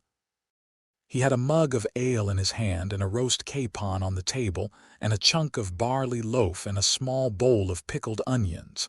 He had not yet drunk to the point where his hand failed. He looked up when the herald was brought in. "Who?" "Aubrey of Blackhaven, your grace. I served Sir Beric's father in his youth. I am sent as a herald of the realm by the king at Riverrun. The king at Riverrun. By King Yehares, your grace, with a letter of parley terms." Robert's face did not move. He set down the capon. He set down the mug. He held out his hand. The herald gave him the letter. Robert read it. He read it slowly, because the writing was small and his eyes had not been good at supper for years, and the candles were not bright. He read it through to the end. He read the seals at the bottom. He folded it. He looked at the herald. "Aubrey. Your grace, you know what is in this letter." "I do not, your grace. The seals were unbroken when I received it. It is a partition of the realm. The boy holds the north and the riverlands and Dorne and part of the Reach. I hold the stormlands and the crownlands and the west. The Iron Throne sits empty between us. The faith confirms both crowns. Our children take our halves. We are 2 kings. Yes, your grace. He is 12. He is your grace. And he proposes to me at 12 that I sit half a realm beside him as long as we both live. Those are the terms in the letter, your grace." Robert sat at the table. He did not move for some time. He had broken pottery already that day. He had broken 3 chairs in the past week. He had ordered in the past 3 days 4 executions of village men suspected of speaking the new king's name aloud in his line of march, of which his hand had quietly commuted 2. He had run out of small breakings. He needed a large one. He held the letter over the candle. The corner caught. He did not throw it. He held it. The corner ate the parchment up toward his fingers and then up his palm, and the smell of burning paper went into his beard. He held it until the heat burnt his hand. He dropped what remained of it on the table. He did not stamp on it. He let it burn out on the wood. The candle next to it guttered. The table caught a small flame, easily smothered. A page jumped to it. The flame was patted out. The herald did not move. Robert looked at the herald. He picked up an arrow from the bundle that had been brought in earlier from the practice butt, where Robert had been shooting in the afternoon to settle himself. He took the arrow in his big hand. "Take this back to him." "Your grace." "Take this arrow back to him. Tie it to the burned remains of his letter. Tie the burned remains of his letter to his herald, which is you. Ride home. Show him the arrow. Show him the letter. Tell him my answer. What is your answer, your grace? My answer is no, your grace. My answer is no, Aubrey. No, tell him no. Tell him it in the smallest word you can. Make him know the word. Make him remember it for the rest of his life. No. Yes, your grace. Go. The herald bowed. He took the arrow. He took the burned letter. He went out. He rode north for 2 days. On the morning of the 26th day after the crowning, Aubrey came up to the south gate of Riverrun with the arrow and the burnt letter tied to the shaft of his peace banner, and he was admitted to the keep, and he was brought to the great hall, where Jon and Rhaegar and Doran and Ned and Aegon and the small council had been waiting since the pre-dawn watch had reported him coming. Jon was at the high seat. He had asked, the morning before, that the high seat of Riverrun be moved a foot to the left, so it was not exactly the Tully high seat. The carpenters had moved it. The Tully high seat was empty in its frame. Jon's chair was a high-backed chair from the Maester's tower that they had set on a small board for height. He sat in it as a small king sits in a borrowed chair, straight, attentive, not pretending it fits. The herald was brought before him. He bowed. Your Grace, Aubrey. I bring you the king's answer. He held up the banner. The arrow was tied to its shaft. The burnt remains of the letter were tied to the arrow with a thin strip of leather. Jon looked at the arrow. He looked at the burnt letter. He looked at his father at his left, who did not move. He looked at Doran at his right, who did not move. He looked at his uncle Ned, who stood at the foot of the dais with his hand on Rob's shoulder.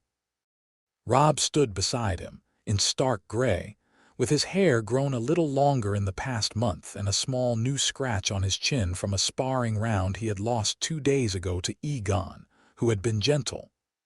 Rob did not move. He looked at Aegon, who stood at the right of the dais in the small black doublet he wore at council. Aegon did not move. He looked at Rhaenys, who was on the bench by the wall with a book closed in her lap. Rhaenys did not move. He looked last at Lyanna, who had arrived the night before, who stood at the foot of the dais between Ned and Howland Reed. Lyanna did not move. He looked back at the herald. Untie the arrow, Jon said. The herald untied it. Bring it to me. The herald brought it to him. Jon took the arrow. He held it. It was a war arrow, a 4-bladed broadhead. He turned it once in his fingers. He set it down on the arm of his chair. And the letter. The herald untied the burnt letter. He brought it. Jon took the burnt letter. He held it. It was a small black thing now, only the bottom corner readable where Doran's hand had written the date. The rest was ash.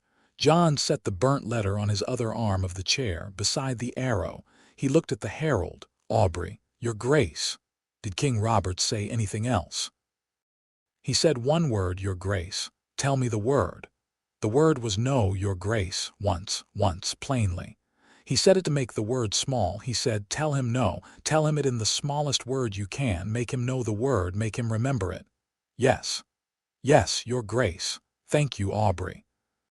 You have served me as a herald should serve a king. You will be honored at our feast tonight, and you will be settled in a manor in the Riverlands when this is done, with land of your own and a household. Go now and rest. Your grace. The herald bowed. He went out. The hall was quiet. Jon looked at the arrow on one arm of his chair, and at the burnt letter on the other, and at the small council of his family and his lords spread along the foot of his dais. He stood up. He took the arrow in his right hand. He took the burnt letter in his left. He came down off the dais. He walked across the hall, past his mother and his uncle and his half-brother and his half-sister and his father and his Prince of Dorne and the men of his Kingsguard. He went out the great door. He crossed the inner courtyard. He climbed the steps of the south tower.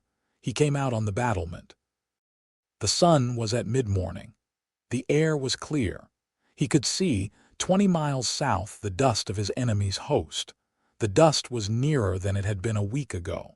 The dust was crossing the great curve of the Trident at the crossroads.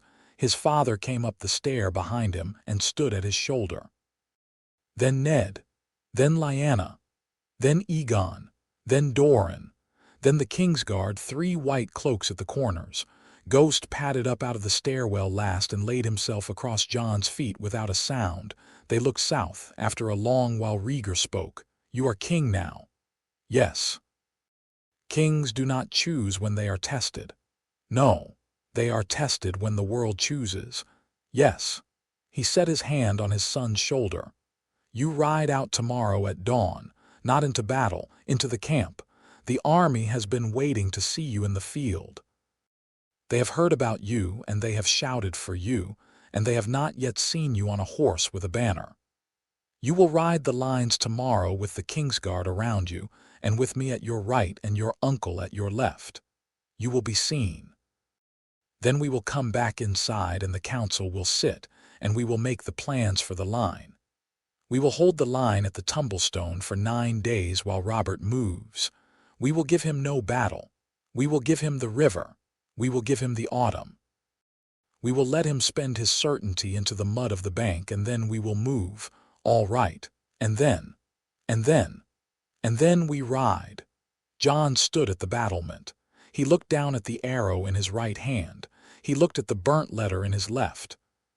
He looked up at the south road and at the dust on it. He spoke quietly. "Then we ride." He let the burnt letter fall. The wind took the ash.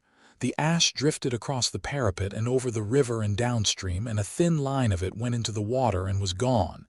He kept the arrow. He turned to the gatehouse pole.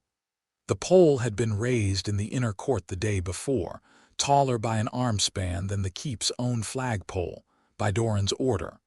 The pole had 2 banners ready at its foot. The household had been waiting only for the herald to return. Lyanna and Aegon and Rhaenys, on the battlement, looked down at the inner court. Doran nodded once at the steward at the foot of the pole. The steward gave the order. 2 men ran the lines. The banners went up. They went up together. Not one and then the other, but together, on 2 halyards that had been rigged the day before. The banner of House Targaryen, 3 red dragon heads on a black field, and the banner of House Stark, the gray direwolf on a snow-white field, rose up the same tall pole in the wind that came down the Tumblestone, and they reached the top of the pole at the same moment. And the wind opened them out together, the dragon and the wolf. They stood out from the pole in the wind. They did not snap the way banners snap when the wind is wrong. They opened. They held. In the camp below the wall, 3,000 men saw them, and the men saw them go up together. And the men, who had been waiting since the dawn watch, took up a sound that was not a cheer at first because no one had given the command for a cheer, but which became, over the count of 7, a cheer. The cheer went out along the camp and crossed the Tumblestone, where the new bridge had been laid, and rolled across to the north bank, and the men of the north bank took it up. The cheer went up the lines as the dust on the south road went up further. Jon stood on the battlement with the arrow in his hand. He did not lift the arrow, he did not call out, he did not wave, he turned. He looked at his father. Rhaegar inclined his head a half-inch. Jon inclined his half-inch back. They went together down the stair. The army would be ridden tomorrow at dawn. The council would sit in the afternoon. The plans for the line would be drawn. The herald Aubrey would be honored at the feast tonight. The dust on the south road would close to the river in 9 days. The river would be held. The autumn would be paid in. The winter would come, and the next year would be the war. For now, for the rest of the day, the king was 12 and was going down a stair in Riverrun with his father at his shoulder, with his uncle and his mother and his brother and his sister, and his Prince of Dorne, and his 3 Kingsguard behind him. With a war arrow in his hand, and an empty palm where a burnt letter had been, and with a banner above the gatehouse showing the realm, a thing it had not seen since the days of the Conqueror. The dragon and the wolf flying together in the same wind, on the same pole. Over a keep that had been Tully's and was, for one season at least, the king's. Behind him, on the stair, Ghost padded. The sun touched the wolf's white head, ahead of him the hall. He went down to it.